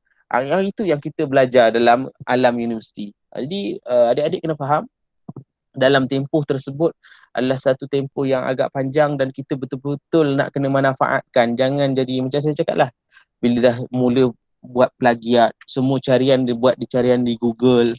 Jadi nilai keilmuan tu lama-lama akan terhakis dan kita akan ambil jalan mudah dan akhirnya kita tak dapat apa-apalah, rugilah. Sepatutnya kita boleh pergi dekat library, dekat perpustakaan, kita boleh buat carian, cara belajar bagaimana nak buat carian sesuatu benda. Itu yang akan membantu dan sebenarnya itulah yang betul-betul mengasah maklumat dan menjadikan kita seorang yang sangat berintelektual. Okey, itu daripada satu sudut, dari sudut belajar, bagaimana kita nak asah intelektual kita menjadi seorang pelajar ataupun seorang mahasiswa yang betul-betul berfokus kepada satu perkara. Okey, sebab matlamat asal kita pergi kepada institusi pendidikan adalah untuk belajar kan. Mana-mana kita pergi, okey, asal awal kita adalah belajar. Okey. Bagaimana pula bila kita terima input, bagaimana kita nak menterjemahkan output tadi? Kan kita dah banyak terima input dalam kelas kan. Adakah kita nak jadi sekadar mahasiswa 3K, kafe kuliah katil, ataupun sekarang ni maksudnya berlega-lega, rutin kita sama je tiap-tiap hari. Pergi kelas, balik kelas, singgah kafe makan, balik tidur. Itu je rutin yang kita akan berlega hari-hari. Itulah bila kita sekadar terima input, kita tak tahu bagaimana kita nak mengeluarkan output, jadi kita akan duduk. Sebab itu di universiti adalah ruang sebenarnya kita nak asah semua perkara, intelektual kita, idealism kita bagaimana. Okey, benda-benda yang macam ni yang kita nak pergi secara menyeluruh supaya kita dapat menghakis budaya ataupun virus-virus globalism ni yang akan masuk ke dalam diri kita. Bila mahasiswa sendiri itu ada ciri-ciri globalism tu, bagaimana mahasiswa nak berada dia dalam masyarakat? Yang saya sebutkan, sebab bila kita dah biasa dengan budaya 3K ni tadi, maka kita tak ada output. Bila tak ada output, intelektual kita akan berkurangan. Sedangkan kita dah terima input terlalu banyak. Bagaimana masyarakat akan pandang pelajar universiti, akan pandang orang-orang yang berada di Menara Gading ni cukup tinggi. Belajar mana? Universiti. So bila masyarakat tahu awak adalah belajar universiti, dia akan melihat bagaimana budak ni bagus ni. Maksudnya ada benda yang dia akan membuka persoalan. Bukan persoalan semata-mata soal apa yang kita belajar, tapi secara umum bagaimana. Contoh, dia akan minta respon kita soal politik. Bagaimana seorang mahasiswa menilai dari sudut politik. Bagaimana seorang mahasiswa nak nilai dari sudut ekonomi. Bagaimana seorang mahasiswa nak menilai dari sudut sosial. Perkara-perkara itu akan dipersoalkan oleh masyarakat kepada seorang mahasiswa. Okey. Jadi mahasiswa sebab itu perlu daya fikiran yang tinggi, intelektual yang cukup bagus untuk menghasilkan output yang baik. Jadi di dalam universiti inilah ruang yang kita nak pergi. Terlibatlah dengan persatuan-persatuan ataupun terlibat secara orang kata seminimum yang mungkin. Maksudnya boleh, kalau boleh join. Sebab apa? Itulah ruang untuk kita melatih soft skill yang kadang-kadang orang yang join, ada yang dalam kelas dia boleh participate dengan lebih baik. Boleh berpartisipasi, boleh join kelas tu ataupun buat presentation yang baik. Sebab apa? Ruang-ruang yang saya cakapkan tadi lah. Bila pergi kepada kumpulan-kumpulan ataupun ruang-ruang kawan-kawan yang baik, kita akan cuba latih diri kita. saya secara peribadi saya nak apa nama ni, bila terlibat, kalau di Uniza kita ada kelab pemikir muda. Dulu saya terlibat kelab pemikir muda sekitar tahun 2011, hujung 2011 ke 2012. Kemudian bila terlibat dalam pemikir muda ni, kita terima input dalam kelas dan bagaimana kita share di dalam ruang-ruang yang kecil. Contohnya terlibat, ada orang kata masuk usrah ni klise lah, benda-benda yang benda budak baik pergi usrah. Bukan itu yang kita cari. Tapi dalam ruang bentuk kumpulan-kumpulan kecil ni lah kita berkenalan dan kita bertukar output. Kan ada kawan kita daripada banking, ada kawan kita daripada marketing, ada daripada IT. So dalam ruang itu tadi kita berkongsi maklumat-maklumat sumber tadi, kita ada output, kita nak share dengan kawan kita yang tidak ada input yang sama.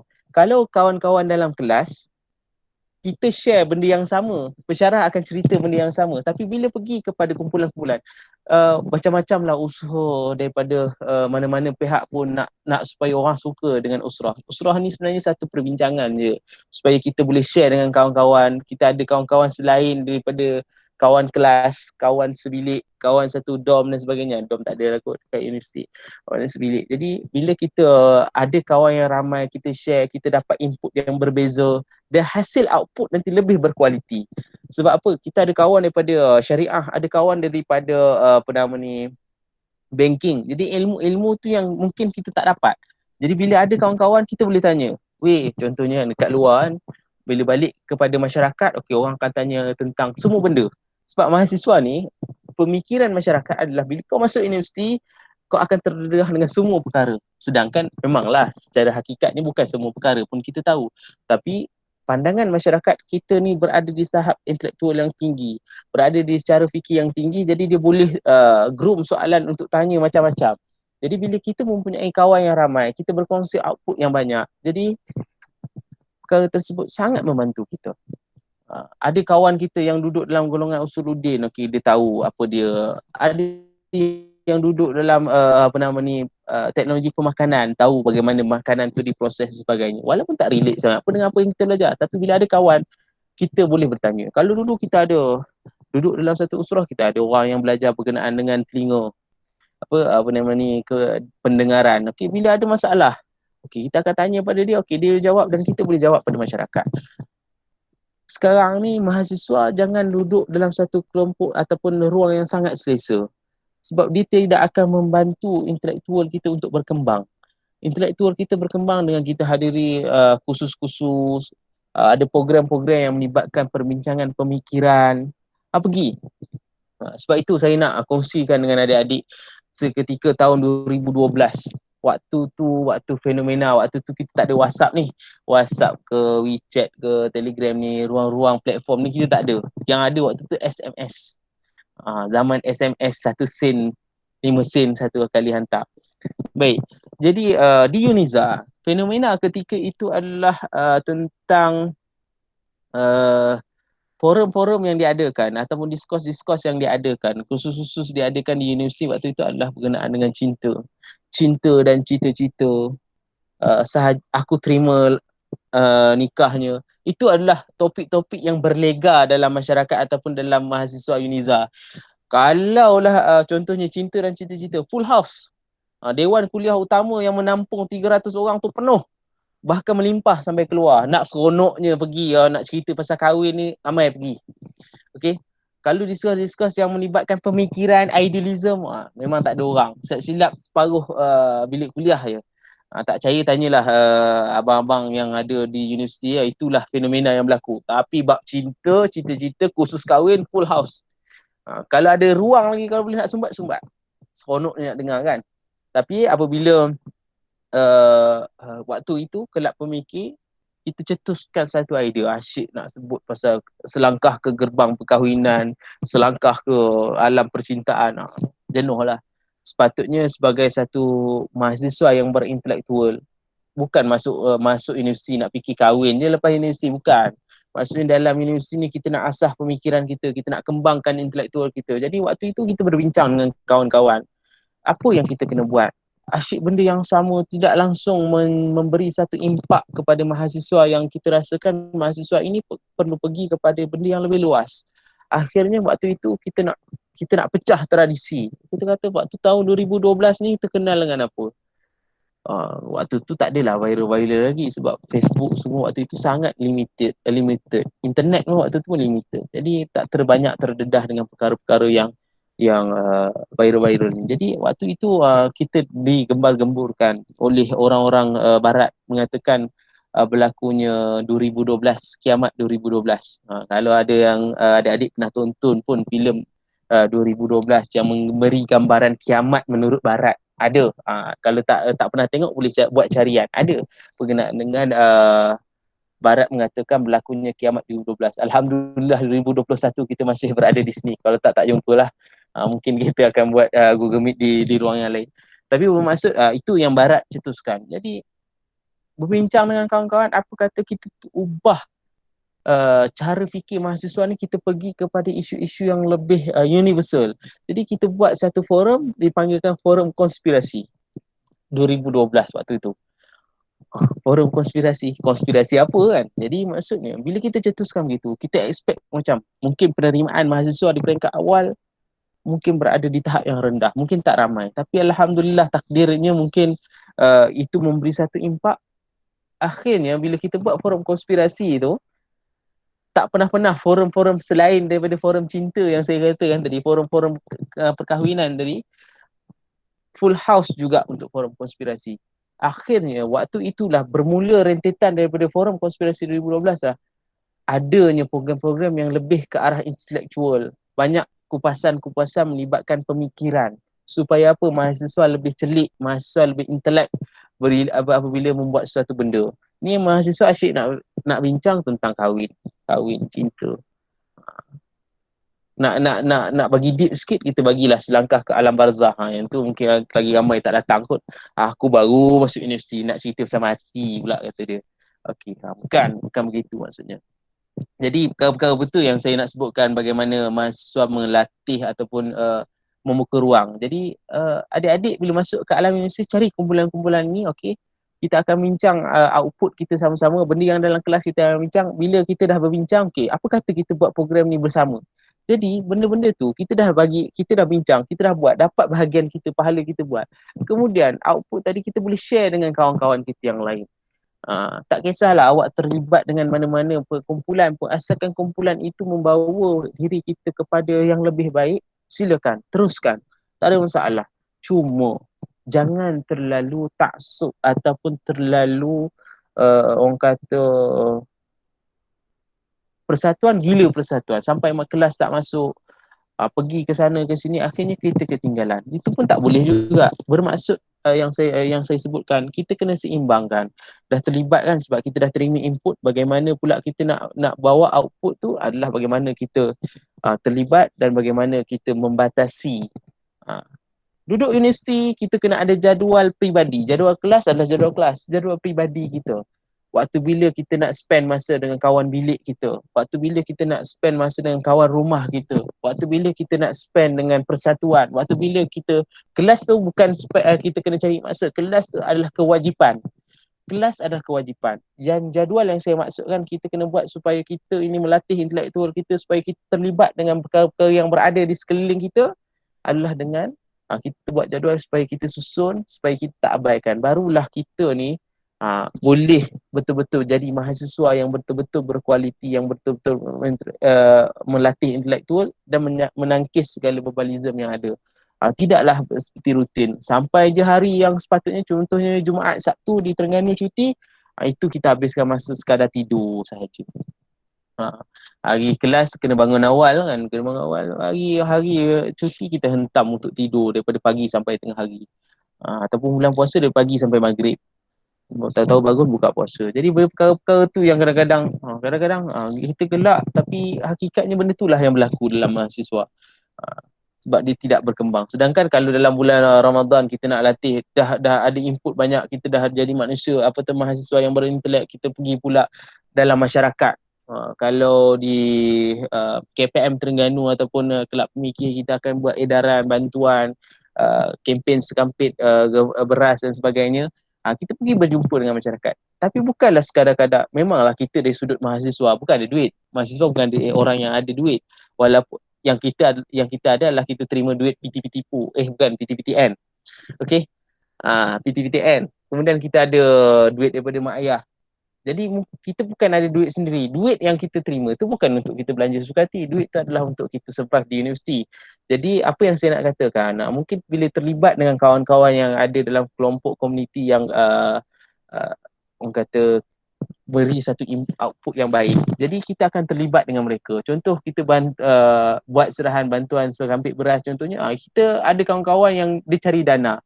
Jadi bila kita terlibat, kita tahu bagaimana. Dia pun secara tak langsung apabila kita mahasiswa yang berintelek, dia akan melatih diri kita bagaimana kita nak manfaatkan ruang intelek kita itu berada dalam komuniti masyarakat.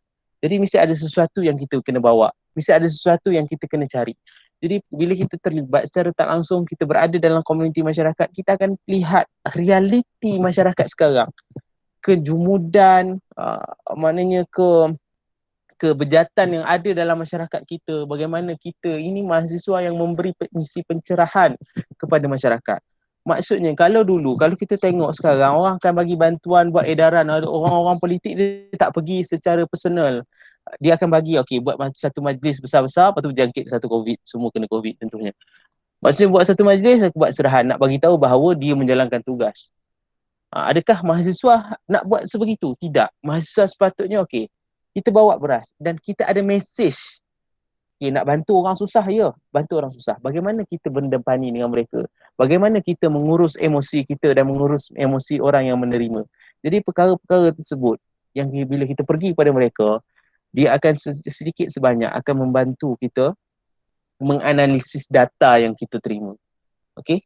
Bila awak jumpa dengan orang susah, orang yang ada masalah, kita terima. Pernah satu ketika dulu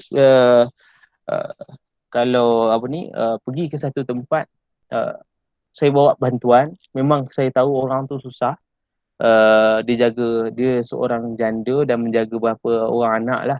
Tak salah dia ibu tunggal, baru bercerai. Kemudian saya dan kawan bawa makanan untuk mereka lah. Maknanya makanan asas, beras apa semua bawa. Bawa pergi jumpa. Tiba-tiba bila kita keluarkan makanan, minta maaf, saya tak perlukan. Kita orang yang bawa makanan ni terkejut. Dari sudut situ, kita mempunyai satu daya fikir. Macam mana bila dia tak terima bantuan kita. Dia kata maknanya dia bukanlah dia kata tak terima. Dia kata ini bukan keperluan utama saya. Dia kata, sebagai mahasiswa waktu tu bila berdepan, kita nak bagi beras ni tak nak pula pahal. Bersyukurlah kan. Kalau kita jenis orang yang beremosi, kita akan lihat, dia ni pula sombong, tak nak terima bantuan. Kita nak bagi makanan dia.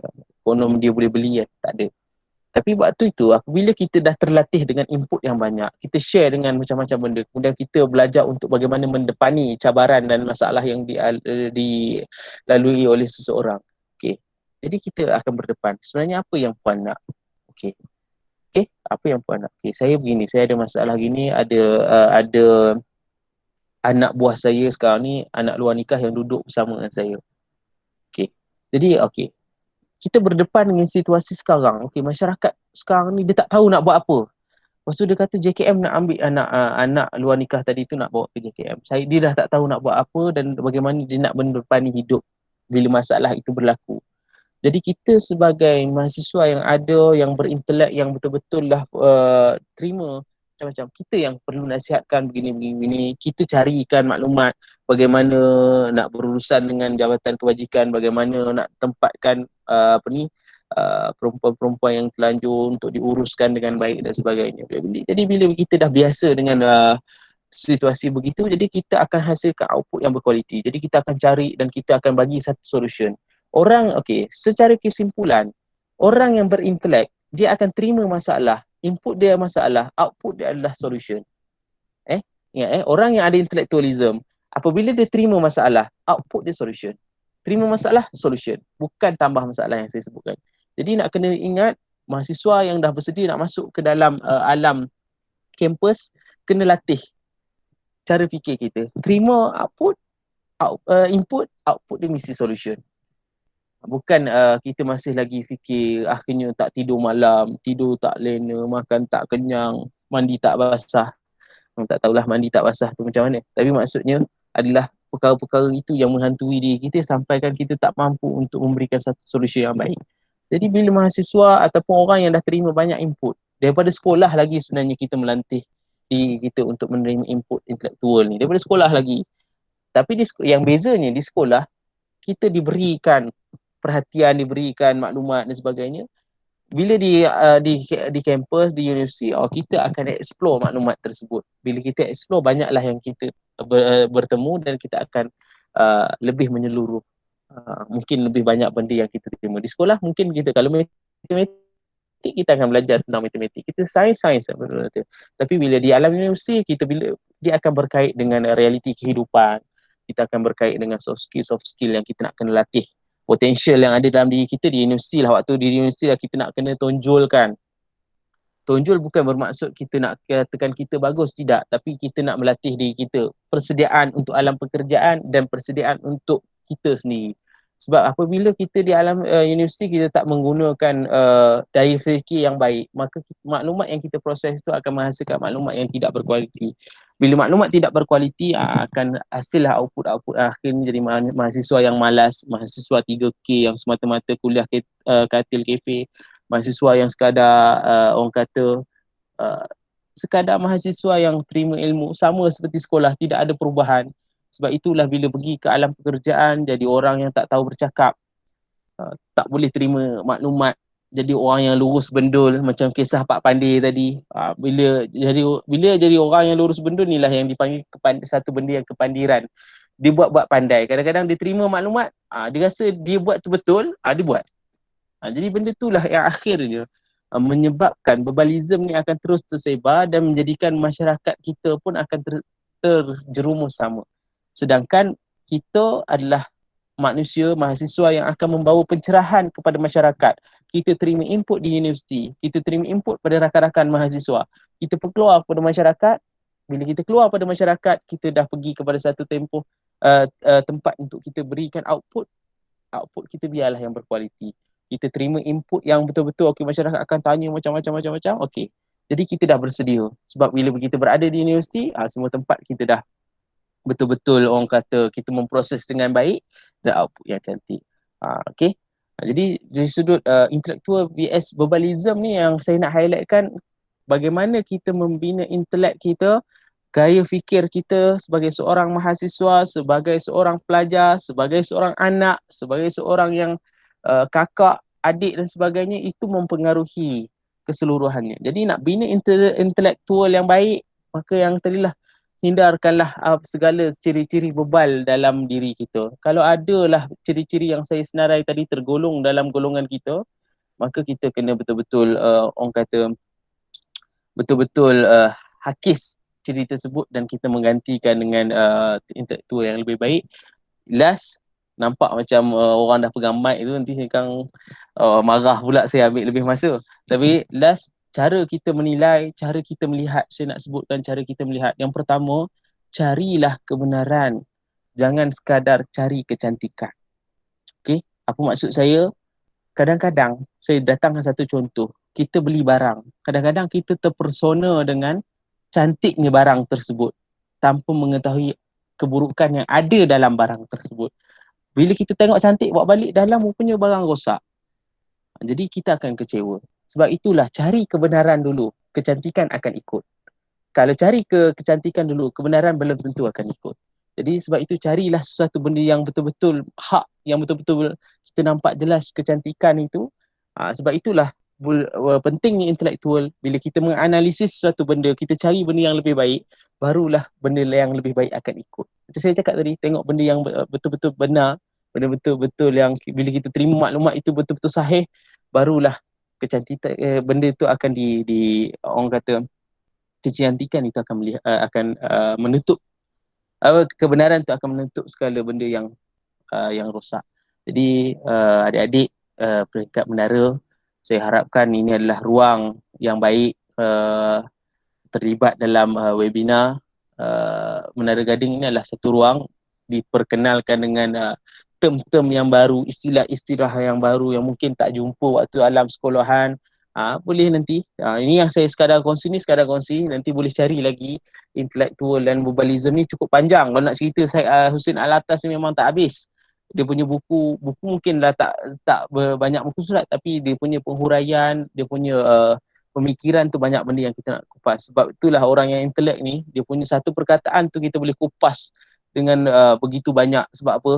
Dia punya meletakkan suatu perkataan tu pun dia letak mesti ada sebab kenapa dimulakan dengan perkataan tersebut, bagaimana dia mendekati unsur-unsur dakwah ataupun unsur-unsur kelembutan untuk mendekati masyarakat itu ada. Jadi adik-adik, terima kasih atas ruang. Mungkin lepas ni ada Q&A kot. Macam mana? Okay. Saya berhenti dulu di sini sebelum masuk kepada Q&A. Okay, Assalamualaikum. Waalaikumsalam warahmatullahi wabarakatuh. Baiklah, seperti mana kata-kata Abang Cik Faris, Muhammad Faris sebentar tadi, carilah kebenaran bukan kecantikan. Baik, siswa-siswi semua sudah pun mendengar tentang intelektualisme versus verbalisme. Jadinya sebelum saya buat satu rangkuman tentang apa yang telah kita sama-sama dengar sebentar tadi, saya buka kepada sesi Q&A terlebih dahulu. Ada siapa-siapa yang nak bertanya, boleh buka mikrofon. Kalau malu nak bersuara boleh tulis dekat chat. Gitu. Ada tak siapa-siapa nak tanya intelektual tu macam mana? Gitu. Tu Hazim. Macam mana nak tu mengurangkan unsur verbalism di kalangan pemimpin negara?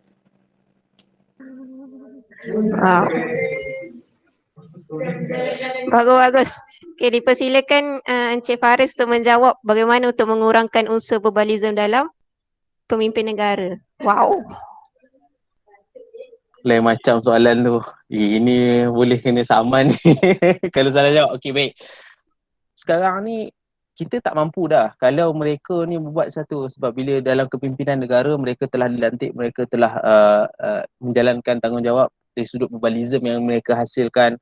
Apa ni maksudnya, perkara-perkara yang kita rasakan annoying ni apa yang diorang buat, kita mungkin tak mampu nak mengubah mereka. Siapa kita?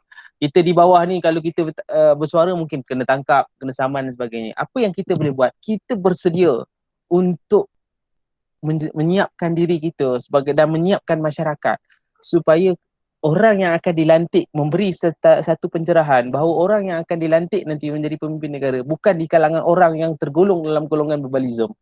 Maksudnya misi kita adalah kita memberi pencerahan orang yang bagaimana yang sepatutnya sewajarnya menjadi pemimpin, dan kita jangan tengok orang saja, dan kita pun tidak tergolong dalam verbalism.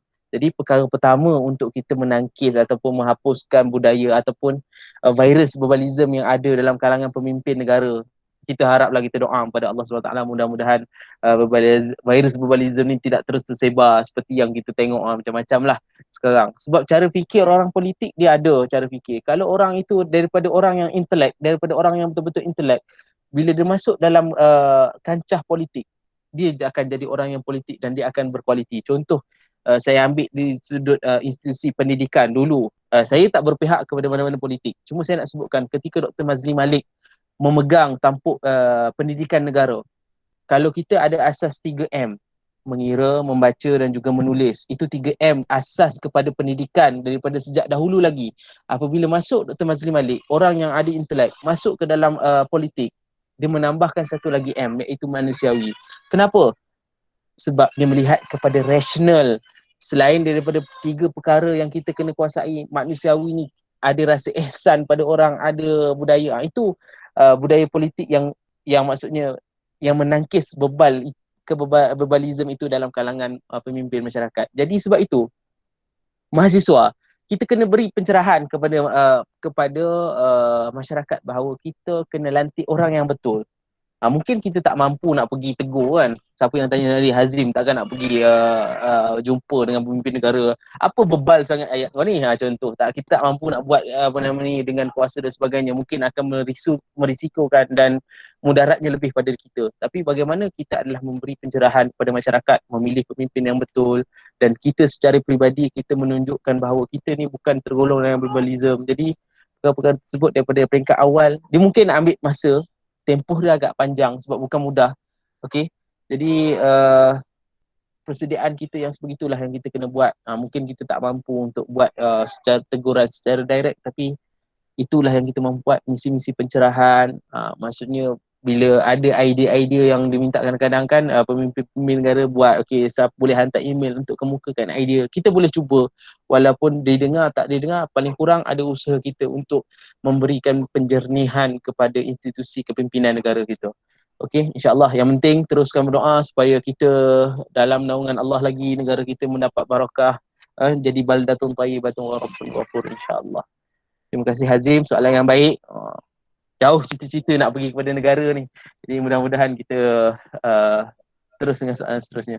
Harap menjawablah Hazim. InsyaAllah harapnya menjawablah soalan Hazim sebentar tadi. Okey, kita pergi kepada soalan yang kedua, ada dekat chat daripada Hidayah Rahim. Boleh tak bagi tips untuk lebih positif? Dia nak jadi lebih positif. Ada tips yang boleh dikongsi? Okey, baik. Ada di Hidayah Rahim. Okey, boleh tak bagi tips untuk lebih positif? Baik. Bila sebut tentang positif ni, dia tips ni macam-macam cara lah. Ada orang kan sebab sebenarnya dia mempengaruhi emosi kita kan. Kalau tip untuk kekal positif ni mungkin nak share banyak pun. Bila kita nak positif, perkara pertama, apabila kita terima input, apa yang kita kena buat? Bagaimana kita mengurus emosi? Nak kekal positif ni, pertama, bagaimana kita mengurus emosi kita? Sebab emosi ni dia akan dia akan kacau banyak perkara. Bila kita tak mampu urus emosi, itu yang akan kita terima. Kadang-kadang benda positif pun boleh jadi negatif. Sebab apa? Kita terima dalam keadaan yang kita tak bersedia dan kita tak mampu untuk menganalisis, tak mampu untuk ni. Okey, bila kita terima satu benda, kan contoh kan orang datang mengadu masalah. Okey, aku serabut lah, asyik-asyik orang datang aku terima ngadu masalah, tak ada benda lain ke nak cerita dengan aku. Okey, baik. Bila kita terima, bagaimana kita nak positif? Kita ambil itu adalah sebagai satu cabaran untuk diri kita. Apa cabaran? Okey, cabaran untuk kita atasi. Mungkin masalah dia, kita nak bantu dia. Okey, jadi jangan nampak masalah itu datang untuk tambah masalah kita. Tidak. Tapi masalah itu datang sebenarnya untuk kita dapat satu pengalaman yang baru pada diri kita. Kan? Bila kita terima masalah ni, kita nampak orang ni, kita cuba cari solution. Kita tanya pada yang lebih tahu dan sebagainya. Tapi yang pertamanya bila kita terima, bagaimana kita terima tu kita kena ni, dan kita kena twistkan cara fikir. Cara fikir kita yang utama. Yang pertama tadi adalah bagaimana kita urus emosi bila kita terima maklumat. Kan, kalau kita orang datang kita marah-marah, kadang-kadang kita pun marah dia balik. Tapi kalau kita berjaya untuk urus emosi, orang datang marah-marah, kita akan cuba tenangkan dan kita akan dengar input tu, barulah kita analisis input, barulah kita bagi output. Jadi tapi itulah, jangan jadi orang yang saya cakap tadi, jadi batu api pula. Itu sebenarnya kita menempah masalah kita sendiri. Lepas tu kita pula bergaduh dengan orang lain sebab dia. Jadi benda tu macam saya cakap tadi. Pertama kita urus emosi, yang kedua adalah bagaimana kita menerima maklumat dan bagaimana kita nak sampaikan solusi pada dia. Untuk positif ni yang pertamanya, kalau dari sudut lainnya, banyakkan senyum, banyakkan release, bagi positive vibe. Tapi janganlah senyum seorang-seorang pula, gila pula kan. Sengih, nampak gigi, tiba-tiba ketawa seorang. Itu tak betul. Maksudnya adalah bila senyum ni kita jumpa orang, biasakan dengan senyuman. Orang pun tak takut dengan kita. Ni muka pun macam perompak je, nak pukul orang pun orang tak ada datang dekat dengan kita. Tidak. Maksudnya benda-benda macam tu, ekspresi muka, benda tu yang sedikit sebanyak akan bantu kita menguruskan emosi. Okay? Sekadar tu dulu, mungkin tip mungkin yang lain nanti visi-visi akan tambah kot, insyaAllah. Okay, ada soalan lain mungkin?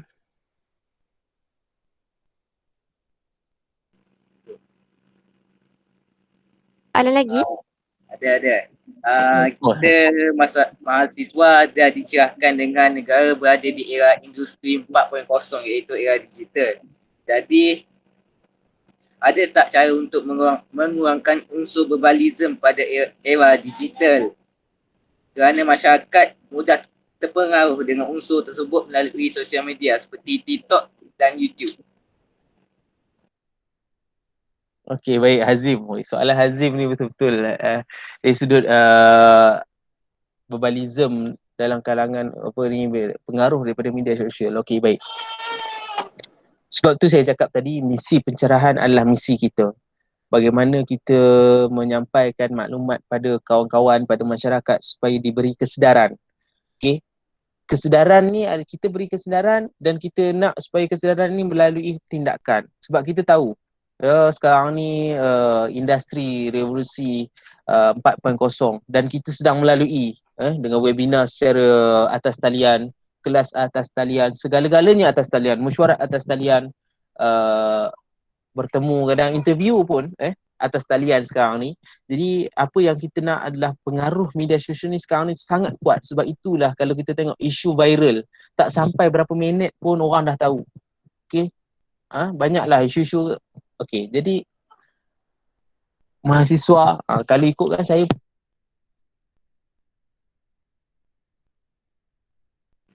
Bang, mic tak dengar bang. Tak dengar. Tak dengar.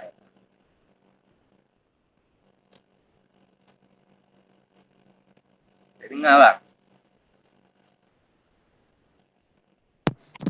okay, dengar tak? Okay, baik. Biasalah. Ini cabaran, antara cabarannya bila berada dalam industri revolusi 4.0 ni, sebab kita dah kena pergi kepada data yang banyak ataupun internet yang kuat, kemudian nak kena bersedia dengan banyak benda. Cabaran pula dengan penyebaran TikTok dan sebagainya. TikTok ni kalau boleh mahasiswa, mahasiswi ataupun adik-adik pelajar dan sebagainya, kalau boleh elak lah. Sebab apa, dalam TikTok ni mungkin kita nak cari benda yang baik, tapi yang akan muncul di paparan kita mungkin perkara yang kita tak inginkan. Saya percaya itulah yang merosakkan mahasiswa, merosakkan adik-adik pelajar kita sekolah rendah, sekolah menengah. Bila saya mengajar di sekolah rendah, adik-adik kita yang darjah 6, darjah 4, darjah 2 sekalipun dah start bermain TikTok, menari depan TikTok dengan lagu dan sebagainya. Memang betul kita kena tahu, ambil tahu, tapi bukan bermaksud kita berada di dalam ruang tersebut. Jadi bagaimana kita nak kontrol, Verbalism yang ada sekarang ni, pencerahan-pencerahan. Sebab itulah kita, budaya yang kita nak bawa dalam masyarakat tu penting. Budaya yang kita nak bawa dalam masyarakat. Sebab itulah mahasiswa kena selalu dan cuba untuk berada di lapangan masyarakat. Nak beri kesedaran perkara-perkara beginilah. Sebab dia dan perbanyakkan mahasiswa cuba masuk ke dalam industri yang sekarang ni, dalam digital ni, masuk ke dalam tu, membuat satu alternatif. Kalau TikTok, apa alternatif lain yang kita boleh share? Apa benda yang kita boleh ubah daripada TikTok tersebut, budaya TikTok itu berubah kepada budaya yang lebih baik. Bagaimana mahasiswa mencetuskan, itu adik-adik kena fikir. Bagaimana berbincang, apa alternatif yang kita boleh bagi supaya adik-adik yang sekolah rendah yang saya maksudkan tadi, yang sekolah menengah tadi yang ikut ni, bagaimana mereka itu boleh, kita boleh beri pendedahan pada mereka yang bahawa bahana daripada terlibat dengan TikTok itu akan merosakkan diri dan akhirnya akan berubah. Sebab ialah daripada darjah 2, darjah 1 sekalipun dah start main TikTok dengan akaun, waktu itulah kita tak tahu kan, itu yang adanya sekarang ni ancaman rogol, ancaman-ancaman yang pornografi dan sebagainya, bermula daripada perkara-perkara yang picisan sebegini, yang kecil-kecil ni akhirnya lebih besar. Jadi cara yang terbaik yang kita boleh buat, adik-adik lah yang awal ni cuba, kita kena sama-sama fikirkan apa alternatif yang kita boleh bagi pada mereka dan bagaimana pencerahan-pencerahan ni. Sebab itu mahasiswa sekarang ni mungkin susah untuk kita berada dalam lapangan masyarakat ni. Kadang-kadang orang pun takut dengan kita, dia daripada universiti ni kita tak tahu, mungkin ada jangkitan COVID, orang tak terima kita dan sebagainya. Jadi kita kena fikirkan secara bersama apakah alternatif yang adik-adik dan kita semua boleh buat supaya verbalism yang ada dalam kalangan masyarakat kita yang terdedah dengan pelbagai, orang kata, ancaman-ancaman luar ini dapat kita atasi. Jadi kita kena sama-sama fikir alternatif. Antara yang saya sebutkan tadi itulah, hasilkan video-video kreatif, kan? Boleh masukkan, boleh join TikTok, tapi kita bagaimana kita menghasilkan video-video kreatif yang boleh attract orang lain untuk tengok. Kalau kita pun dah hasilkan video-video boring, orang pun tak nak tengok. Tapi itulah alternatif-alternatif yang kita boleh buat untuk tarik minat orang lain. Bagaimana kita berminat dengan satu benda, begitu juga kita kena fikirkan apa minat orang untuk kita tarik supaya misi pencerahan yang kita nak bawa ni tadi mampu untuk menangkis dan menghakis globalism dalam kalangan dan virus dalam kalangan masyarakat setempat. Okey. Wallahu a'lam. Terima kasih Hazim, soalan yang baik. Okey.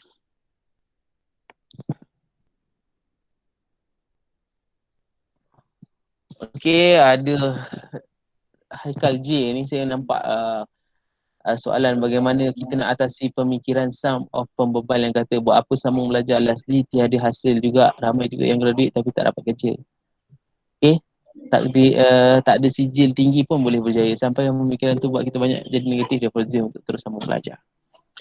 Okay, saya jawab dululah yang ni berkenaan dengan soalan ni, bagaimana nak some pembebal lain macam dia punya some pembebal ni, Haikal dia ni. Dia begini, kita hidup bukan atas dasar orang cakap. Kita kena tangkis benda ni. Sebab orang tak akan puas hati dengan apa yang kita buat. Kita pun tak mampu nak puas hati semua orang. Kita hidup bukan nak puaskan hati semua orang. Jadi bagi saya lah, kalau boleh ignore je lah. Life kita, rezeki kita, segala apa yang akan kita lalui ini adalah rezeki daripada Allah. Kita kena faham yang tu. Asasnya semua balik pada Allah yang bagi kita. Kalau ikutkan kan, tak ada orang minta pun, okay, tak sambung belajar. Tak ada orang, kalau boleh kita nak sambung. Kita dah ada vision kita dah ada misi. Sebab itulah adik-adik, tentukan visi dan misi untuk hidup kita. Bila kita ada pegangan visi dan misi hidup kita, lantak lah orang nak cakap apa pun. Orang kata kau nanti kau belajar sampai master, sampai PhD pun kau orang pandang. Kita kena ingat, kita hidup bukan untuk pandangan manusia. Bukan kita hidup untuk dia pun. Kalau kita kerja ke tak kerja, tak kacau hidup dia pun.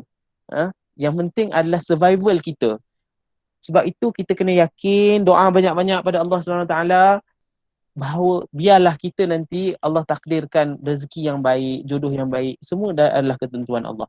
Yang tu kita tak boleh nak ni. Cuma dari sudut orang yang kata macam tu Peli, kadang-kadang dia jealous dengan kita dapat sambung belajar, dia tak sambung, kemudian dia pun sibuk, bila dia sebut macam tu seolah-olah dapat puaskan hati dia. Tak apalah, kita jawab doakan sahaja, insya-Allah ada rezeki. Cakap je, hak milik rezeki hanyalah pada Allah. Orang sambung belajar ke tak sambung belajar, memang secara tak nafikan rezeki masing-masing. Ada orang tak belajar tinggi pun tapi kejayaan dia meninggi.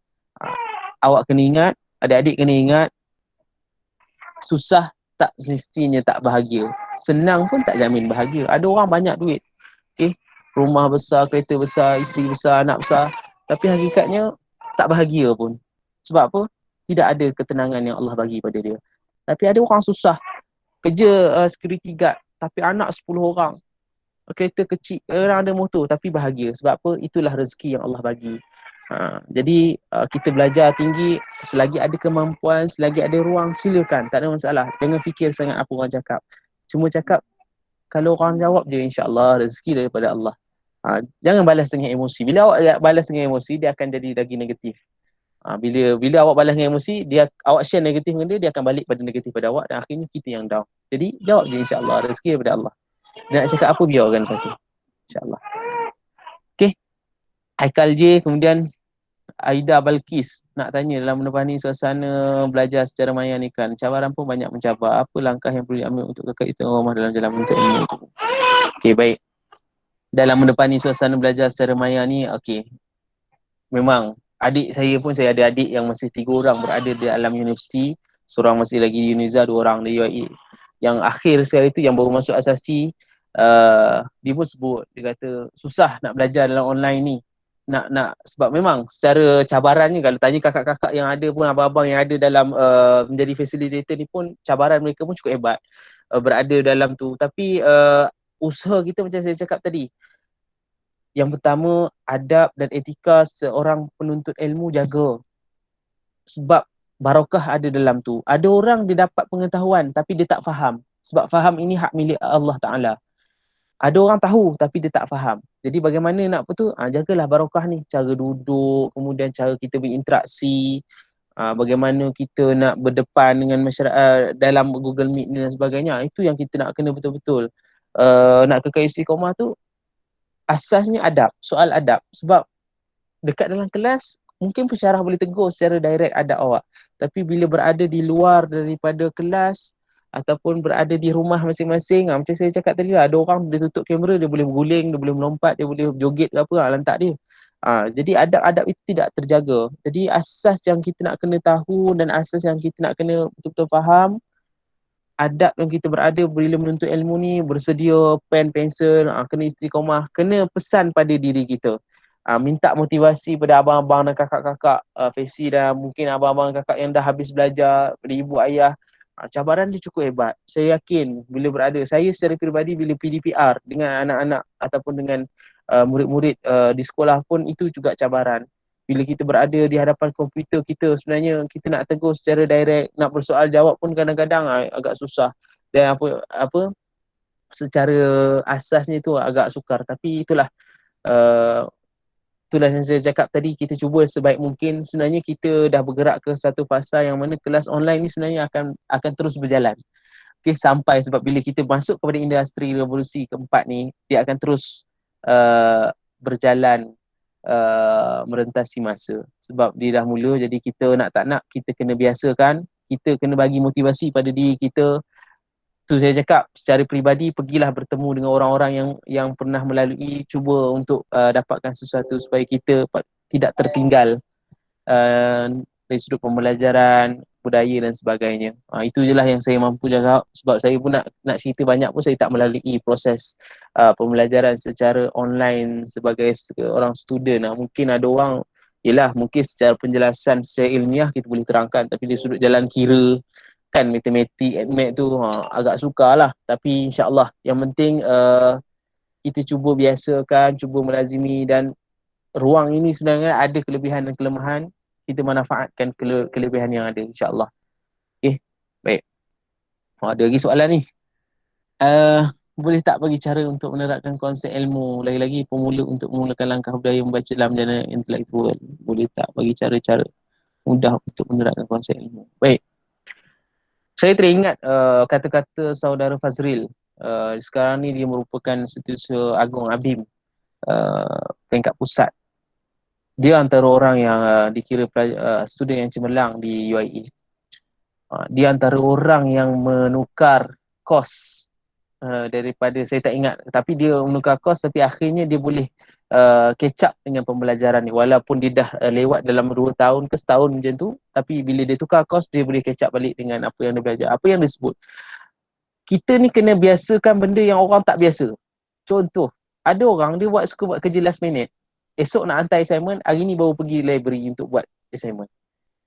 Esok nak hantar kerja sekolah, hari ni baru buat kerja sekolah, contohnya. Itu biasa. Esok nak kena hantar assignment, malam ni lah baru kumpul geng-geng yang buat assignment, bersengkang mata, tak tidur. Esok hantar assignment dalam keadaan barai, mata dengan mata pandang dan sebagainya. Okey, jadi apa yang kita kena buat, dia kata, yang pertama adalah benda yang tak biasa. Orang tak biasa pergi library awal-awal masuk SEM. Jarang library penuh awal SEM. Biasa library penuh waktu nak akhir SEM, nak exam, penuh library. Jadi kita masuk library waktu awal SEM. Kita cari apa yang kita nak cari awal tu. Pembelajaran, kena tanya pensyarah. Kan setiap kali kalau awak masuk dalam alam universiti, dia akan bagi satu macam syllabus yang kita akan belajar satu SEM. Jadi daripada situ kita dah dapat input. Jadi waktu tu kita kena cari. Senang, bila dapat tugasan kita dah bersedia. Okey, kita dah tahu, kita dah pernah jumpa buku ni. Okey. Library pun kita tahu, okey, sudut ni kita tahu ni bahagian apa, ni bahagian apa, kitab ni bahagian mana, buku ni bahagian mana. Jadi benda tu sebenarnya dia mengeri. Kemudian antara yang disebutkan adalah jangan tidur lepas subuh. Okey, jangan tidur lepas subuh. Lepas subuh itulah peluang yang paling banyak yang kita boleh grab. Maksudnya kita boleh waktu itulah kita nak buat pembacaan ke, waktu itulah kita nak, sebab bila kita daripada awal pagi kita fresh dengan diri kita dengan membaca dan sebagainya, insya-Allah dia akan automatik jadi kebiasaan. Macam solat, orang yang tak biasa tinggal solat, sekali dia tinggal solat, dia akan gelisah. Dia rasa tak tenang, dia tak duduk diam. Samalah orang yang biasa buat satu perkara, tiba-tiba dia tinggal, dia akan automatik akan jadi gelisah, tak tentu arah. Benda tu yang kita kena ubah. Kemudian budaya membaca. Adik-adik masuk universiti, buku mesti ada di tangan. Belum baca lagi, buku mesti ada di tangan. Pergi mana-mana, kafe ada buku. Pergi tu juga ada buku. Ada masa senggang tunggu orang baca buku. Itu budaya yang kita kena biasakan. Kemudian kita biasa share dengan kawan kita. Buku apa kau baca hari ni? Cerita sikit lah dengan aku. Walaupun kita habis, tapi yang aku baca hari ni adalah topik bab ni, dia cerita macam ni. Kau buku apa kau baca? Saya baca, okay. Share secara ringkas yang mungkin supaya kita dah terima input, kita bagi output kat orang, secara automatik, kefahaman itu insyaAllah akan ada. Jadi budaya membaca tu, nak kena pupuk daripada awal, baca walaupun sikit. Samalah macam Quran pun kan. Baca. Bila kita biasa baca, bahasa lain pun kita akan jadi fasih. Kalau macam tu, kalau kita baca buku, okey, pergi, macam saya cakap tadi, bawa buku ke mana-mana. Tunggu orang, tunggu makanan nak siap kan. Malam nak makan, okey, baca sekejap. Paling-paling dapat satu muka, okey. Jumpa kawan yang lain, okey. Share apa yang awak baca. InsyaAllah dia akan jadi budaya, tapi kena pilih kawan yang betul lah. Jangan pilih kawan yang down dengan kita pula. Benda lah baca buku. Baik baca buku, baik kau buat benda lain, baik scroll Facebook. Budaya tu yang kita nak kena ubah. Sekarang kan dengan media sosial kan, asyik-asyik scroll Facebook, scroll IG, scroll WhatsApp. Itulah yang biasa kita buat. Jadi nak ubah benda tu, betul lah. Kalau nak gantikan dengan perkara yang maya, okey, boleh baca buku e-book dekat handset dan sebagainya. Jadi kena manfaatkan sebab akses kita mudah, tapi sebab tu saya kata smartphone ni dipanggil smartphone, smart, bijak kan. Yang gunakan tu yang tak berapa bijak. Yang bebalnya orang yang menggunakan smartphone dah smart dah. Yang smart smartphone lah, tapi kita tak berapa smart. Jadi kita jadilah orang yang smart menggunakan smartphone. Sebab smartphone tu kita boleh akses macam-macam kan. Termasuklah kita boleh online kelas dan sebagainya. Jadi kita manfaatkan lah, insyaAllah.